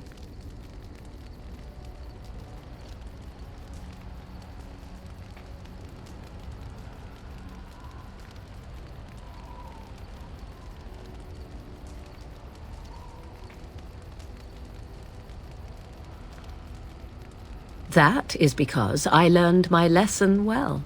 Beauty and love are fleeting and have no meaning. Survival has meaning. Power has meaning. Without those lessons, I would not be here today, as difficult as they might have been.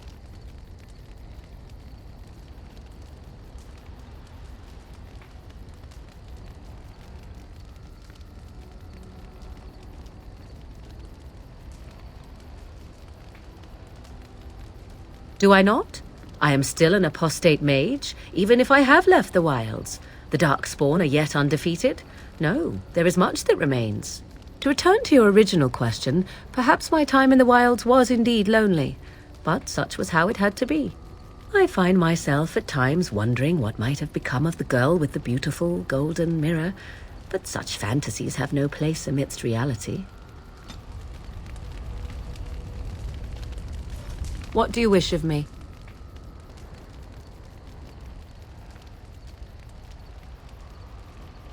If you must.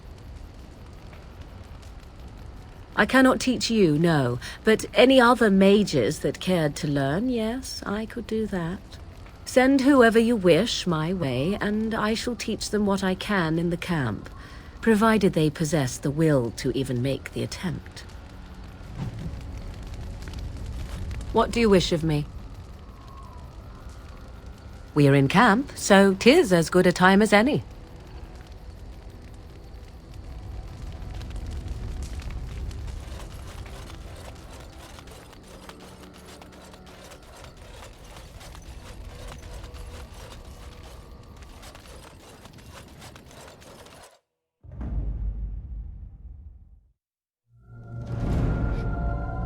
Indeed. Indeed.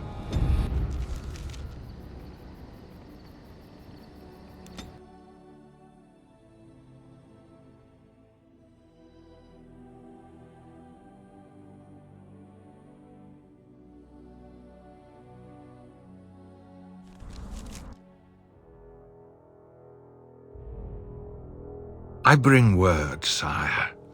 There are demands from the Banorn that you step down from the Regency. They are said to be gathering their forces, as are your allies. It appears it will be civil war after all, despite the Darkspawn. Pity. I also have an interesting report.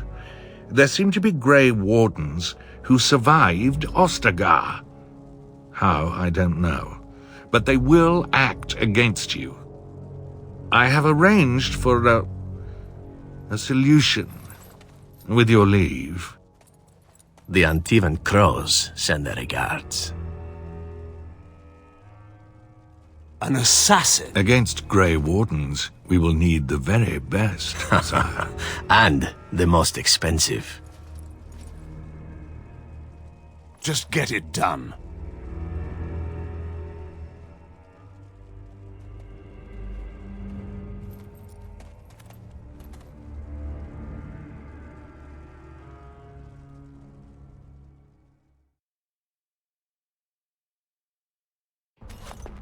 And here we are, Soldier's Peak.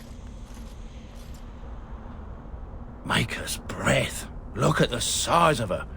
What a fortress. I told you the map would get us through the tunnels.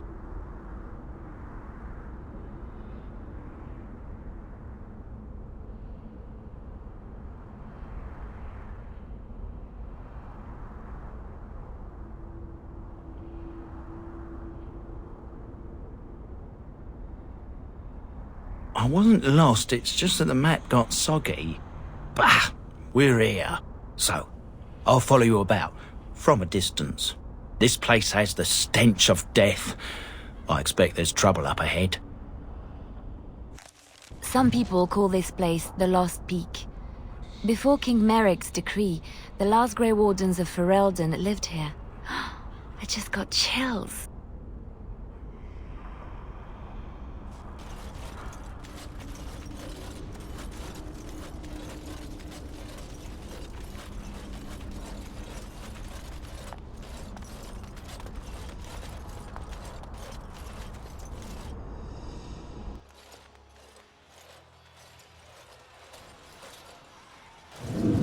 Fall back! Fall back already! Taking the peak will not be easy, my lord. I gave the Wardens one chance to die with honor. Instead, they hole up like cowards. We follow the King's advice then. Starve them out. But the peak has months of supplies. Then we wait. When they are too weak to lift their weapons, we will send them to their final judgment. What was that? Felt a bit woozy there. I'm not mad, am I? You saw it too? I've heard an Orlesian ballad about something like this. A beauty trapped in a dream. In the song, Belisa never wakes up. Your prissy friend here is making me nervous, Warden. How's this even possible? The place must truly be haunted.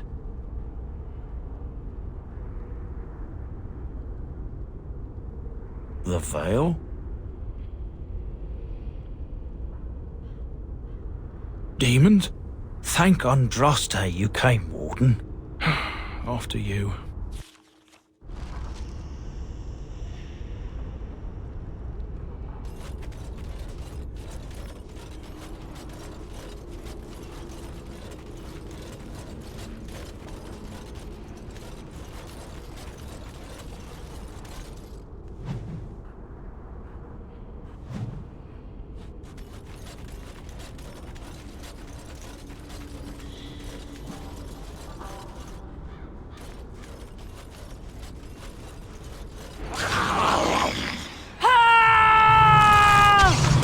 Get our hands dirty.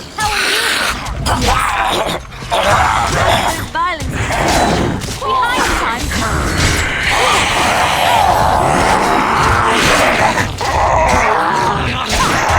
You forced our hand, poor bastard.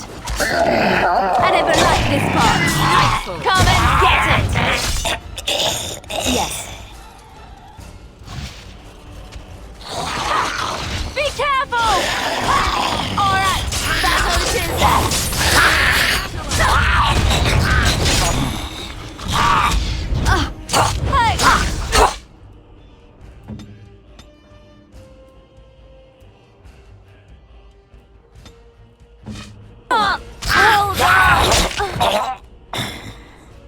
Alright. Let's make this quick!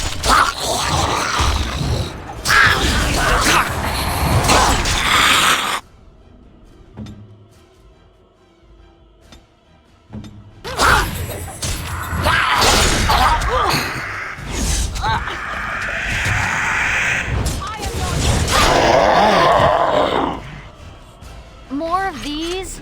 Well, all right then.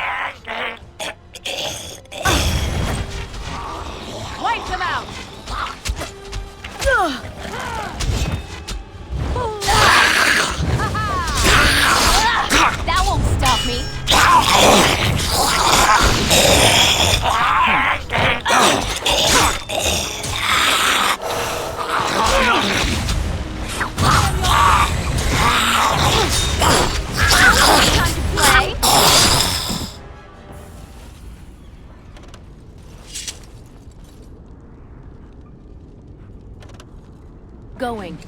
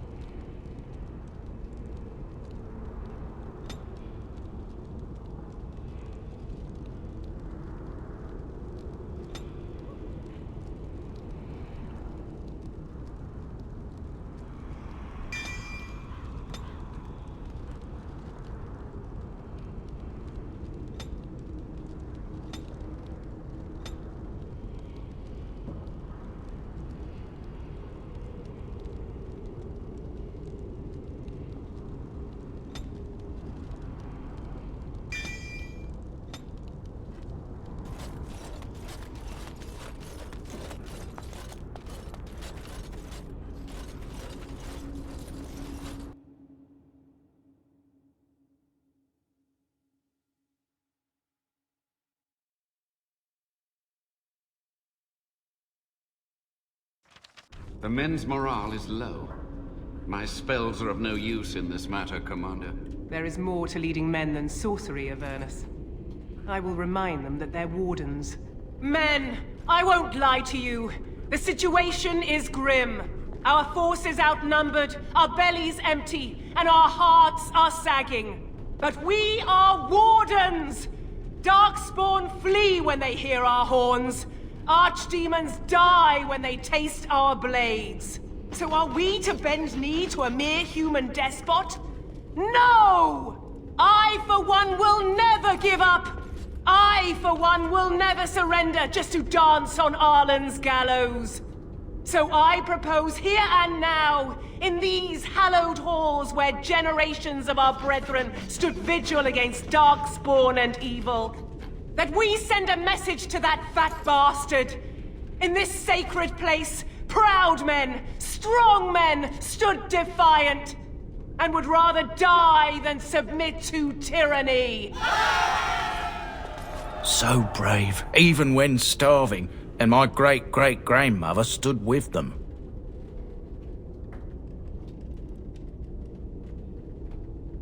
Everyone knows they were banished, but to murder them like that... King Arlen must have been a monster, but I've gabbed enough. Lead on, my friend.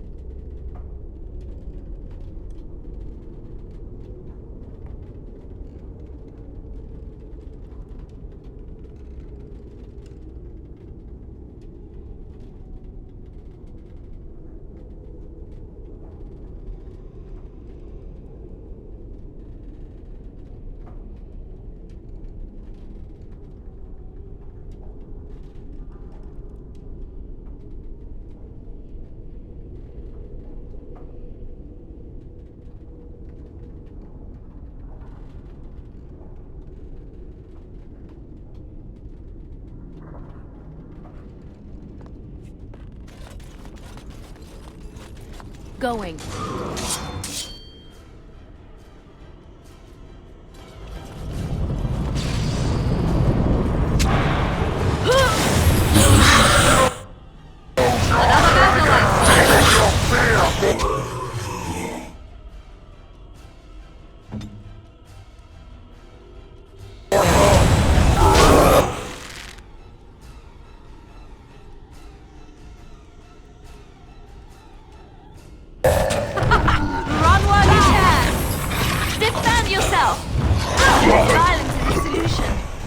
Sometimes.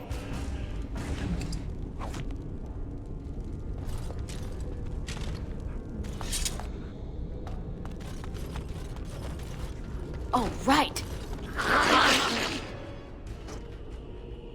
And I'm off.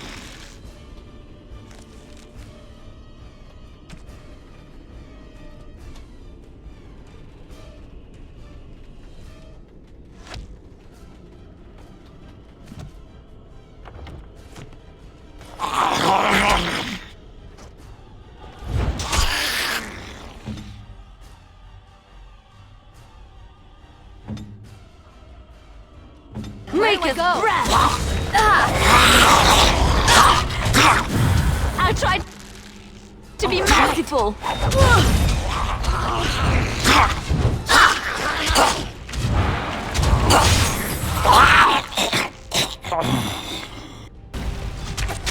It's your time to die! Come and get it! Take that!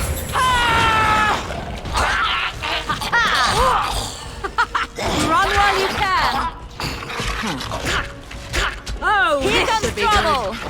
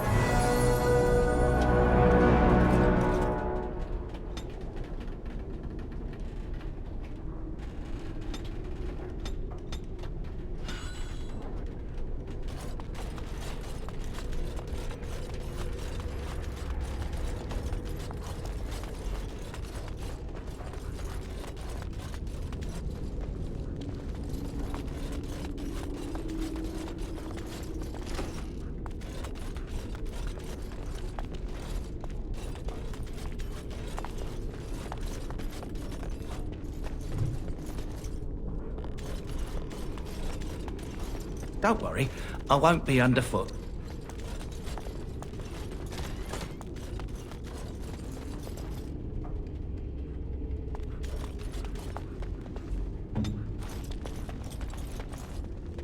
I'll do it.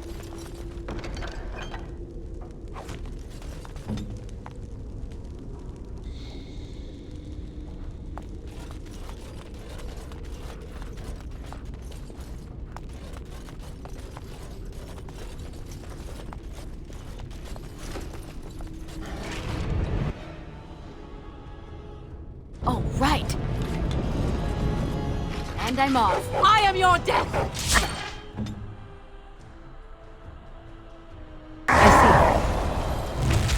No mercy! Oh, lovely. I suppose violence is sometimes.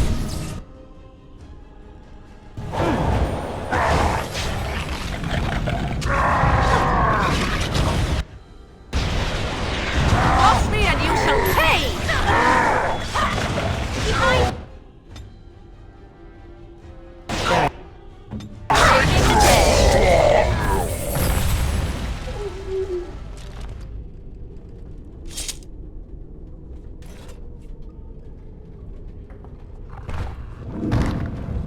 The door won't hold, Archivist. Almost done. The truth must be told. What does it matter? We're dead. Our grand rebellion so close. And to die here, a stillbirth. We never should have done it. Wardens aren't supposed to oppose kings and princes. Should we stand idly by? Another one. Rebellion? What's this about a rebellion? If only the book weren't burned.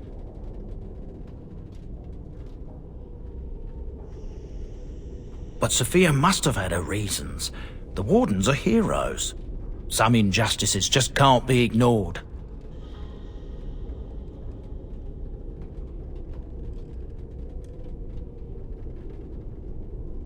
How's that different from what you're doing with Teyrn Loghain?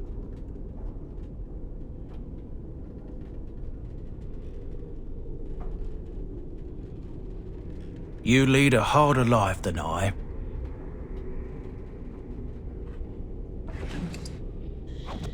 Oh, right.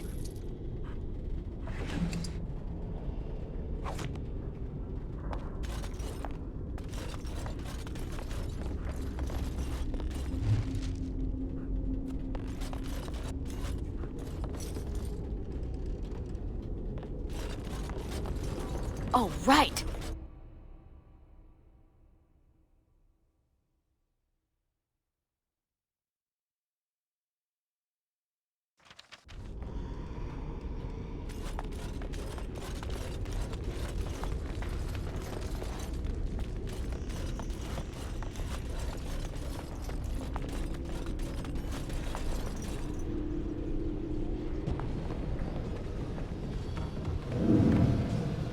Make them pay for every inch, men! Hold the flank! Avernus, we need you! Nelatep, Obrasoth, Sifan, Net, Bekon.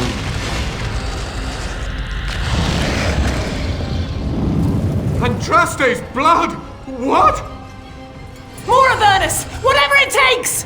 Kaylee, A, Ben Photos, Victos! Press them! Press them now!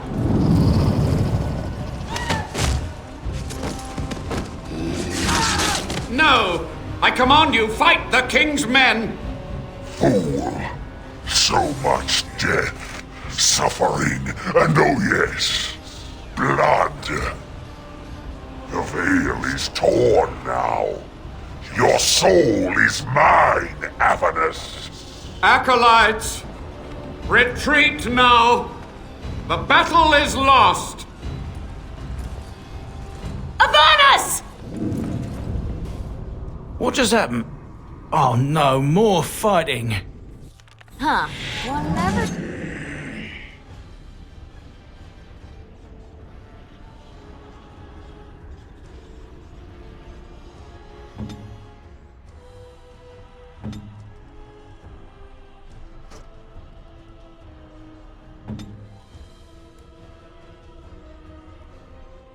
Expect creatures like this, really.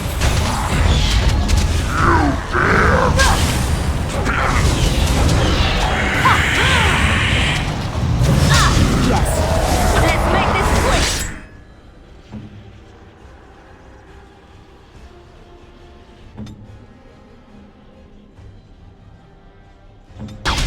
Make her preserve us.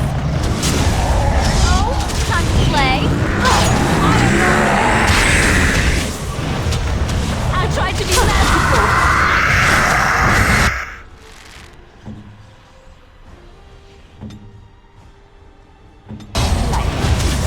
Alright, battle it is then.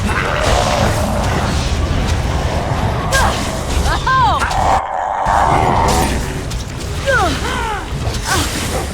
Nice try.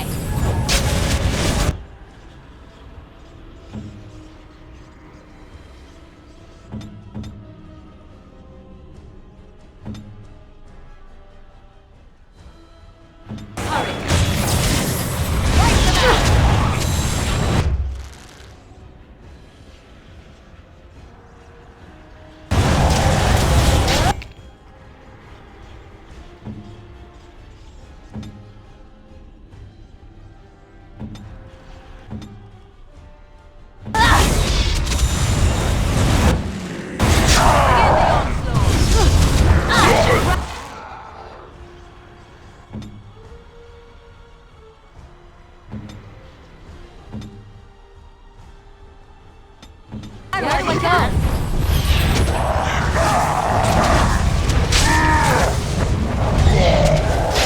Yes. Now this should be fun. I tried to be merciful. Now this should be fun. You will learn to fear me. Defend yourself. Bad. We are victorious again. The Wardens summoned demons. Can't believe it. And my grandmother, she knew.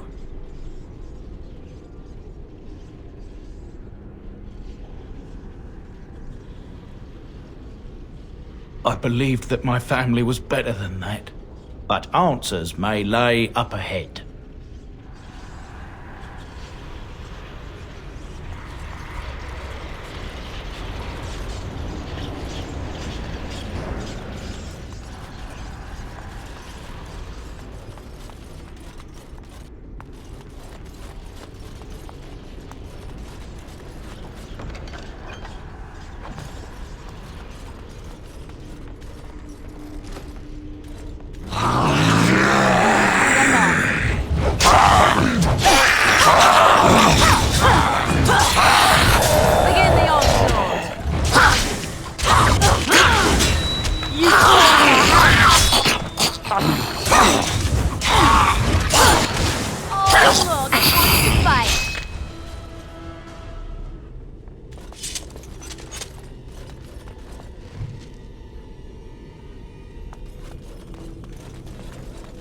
Going. Oh, right.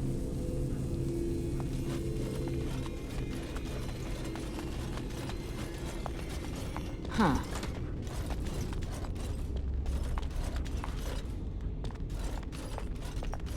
Step no further! Get this annoyance away from me! This one would speak with you.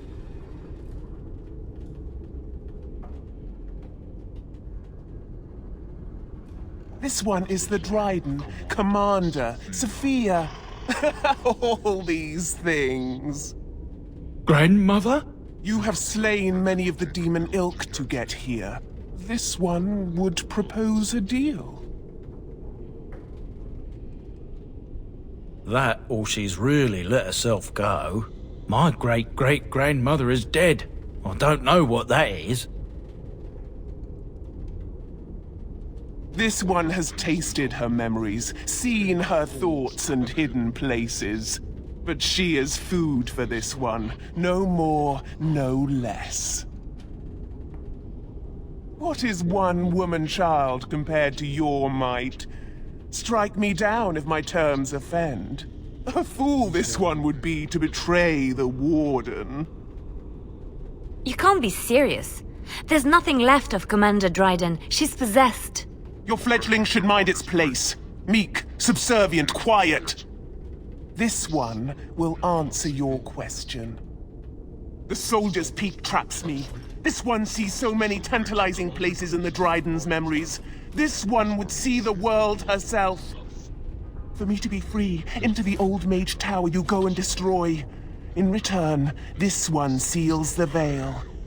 No more demons, no more enemies. Your peak would be safe.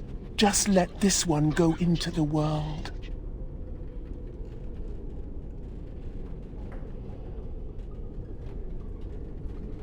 This one knows all, but will only talk after the tower lies broken. The magics, all moving things, the very stone if you have the power. Something inside keeps my kind locked away. This one will roam, this one will see, this one will feed. But without me, the veil will grow weaker. More demons, more misery. You choose just one of my kind, or many. Then you are a fool!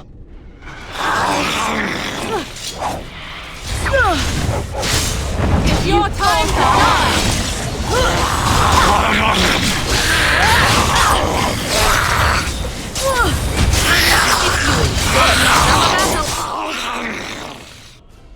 I see.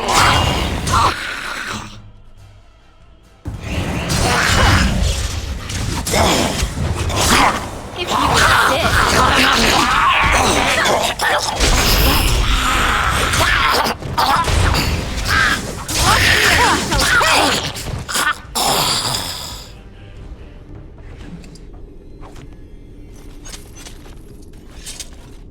Yes.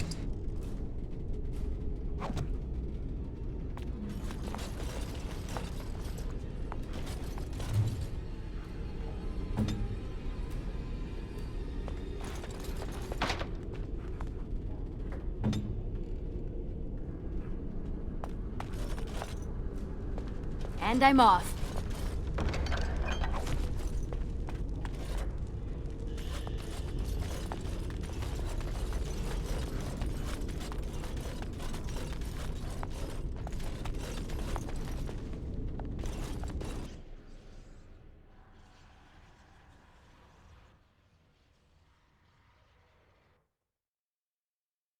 Why does the unnatural always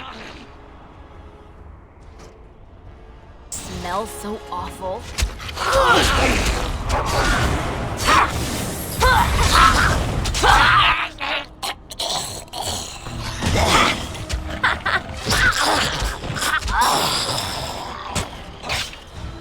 I am your death! I suppose violence. Let's do this quickly, shall we? Sometimes.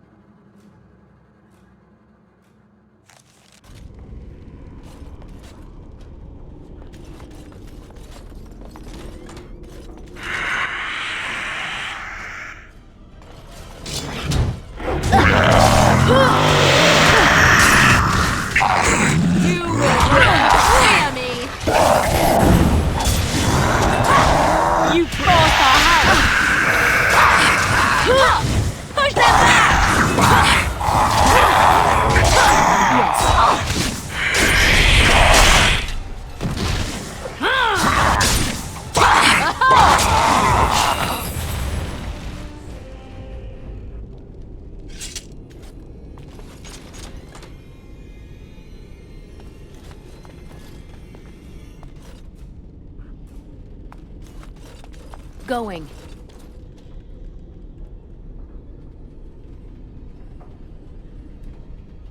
Day 32. The subject is not responding to the stimuli. Testing the pain threshold has uncovered nothing. Only 3 subjects are left. Day 82. If only I could reproduce last night's extraordinary success. Electricity is only a catalyst. The blood is the key. Day 97. Energy and blood. Repeated applications have duplicated the results. I conjecture that success can be induced alchemically. But there are no more subjects left. If only I had 1 more, or a dozen. The things I could do.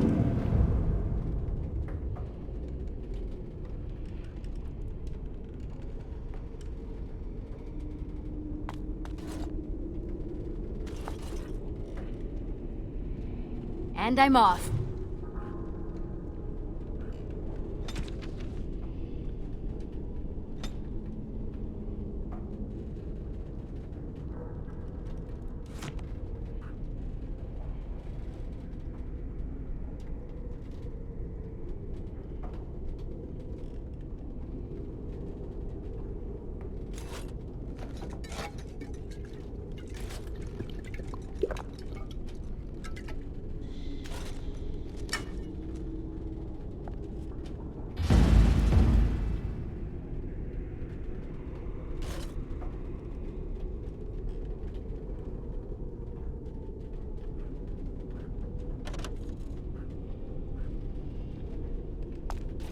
Oh, right.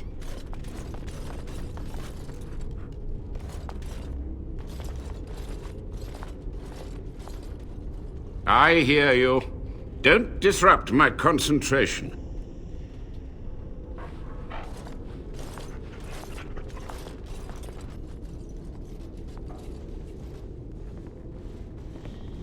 Even now, the demons seek to replenish their numbers. Are you to thank for this welcomed but temporary imbalance?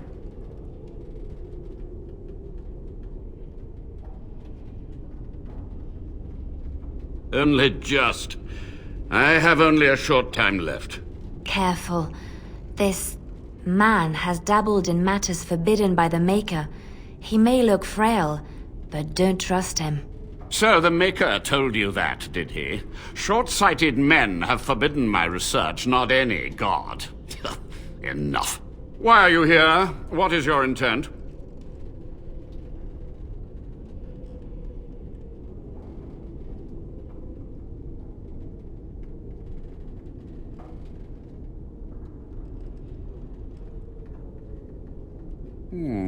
An admirable goal. But in order to achieve this, the demons must be cut off forever. To what questions, I wonder? Ask. The Chantry foolishly forbids blood magic, but there are so many secrets to uncover. As my body decayed, I found ways to extend it. But that can only go so far. What use would storytelling serve? The tyrant Arland is long dead, as is all our noble co-conspirators and the Grand Rebellion. Sophia's corpse may walk and talk, but she, too, is no more.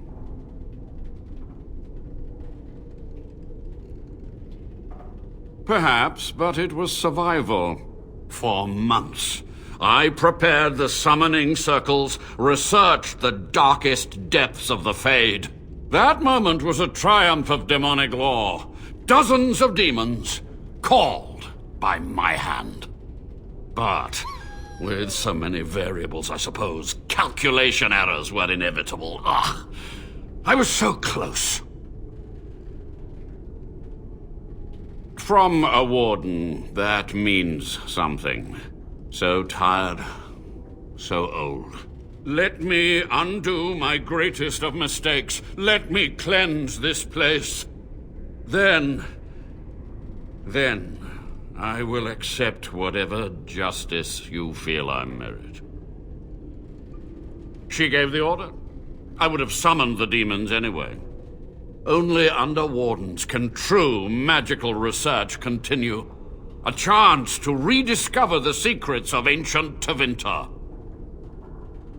Chantry lies told to subjugate the mages, to keep them docile.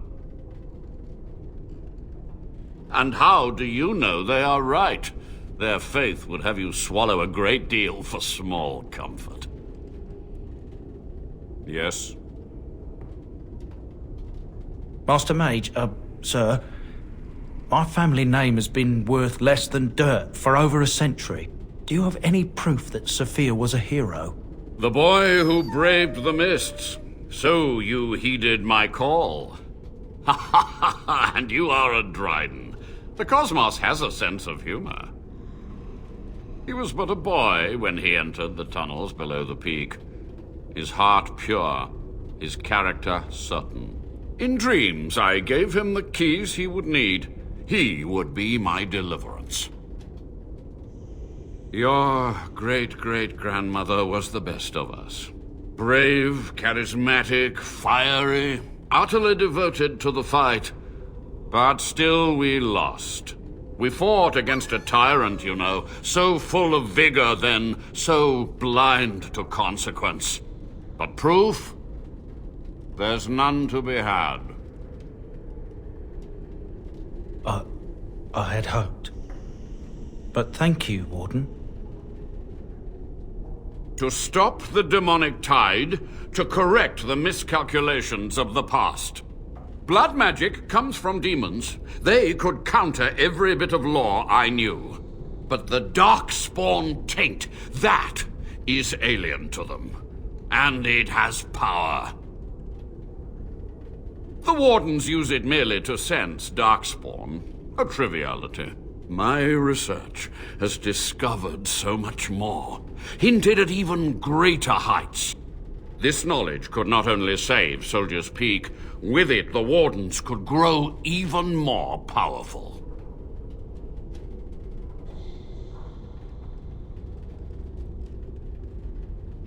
It was necessary. It was vital. The few meager years of life they would have spent trapped in this tower were nothing compared to the greater goal. I gave their death meaning. You've already read my research. But in time, with the proper materials, I could learn so much more. Yes, so be it. My only request, if justice or vengeance drive you, stay your hand until the demons are dealt with.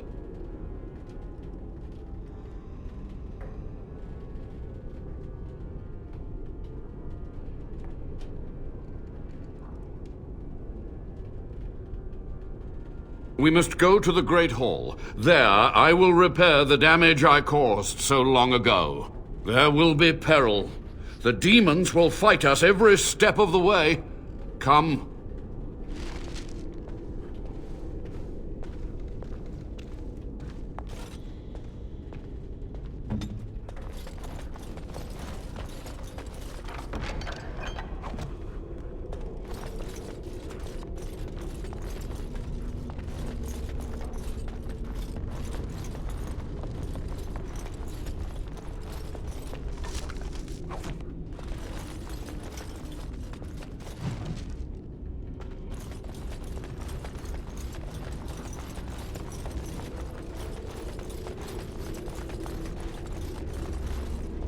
I shall.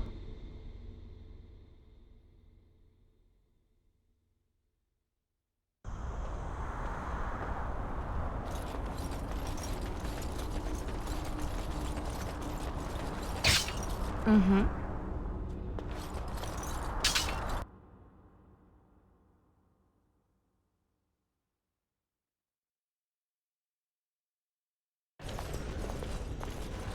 We must act quickly.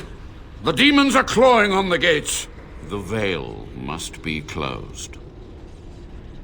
I will unravel the summoning circles I drew so long ago. Waves of spirits and demons may come through. Dispatch them. I will begin. First, I must summon the magical energies. I feel them. They're coming.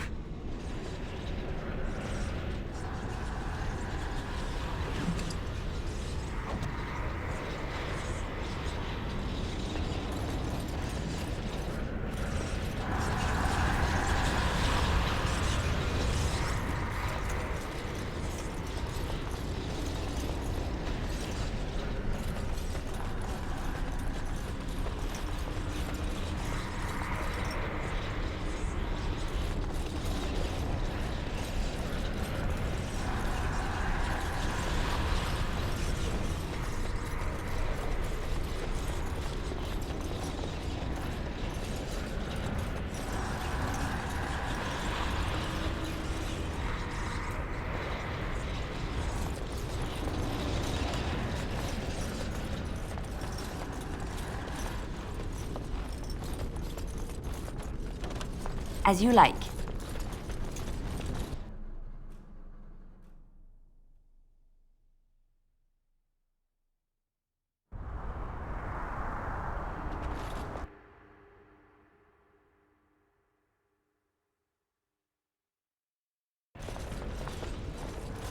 We must act quickly. The demons are clawing on the gates. The veil must be closed. I will unravel the summoning circles I drew so long ago. Waves of spirits and demons may come through. Dispatch them. I will begin. First, I must summon the magical energies. I feel them. They're coming.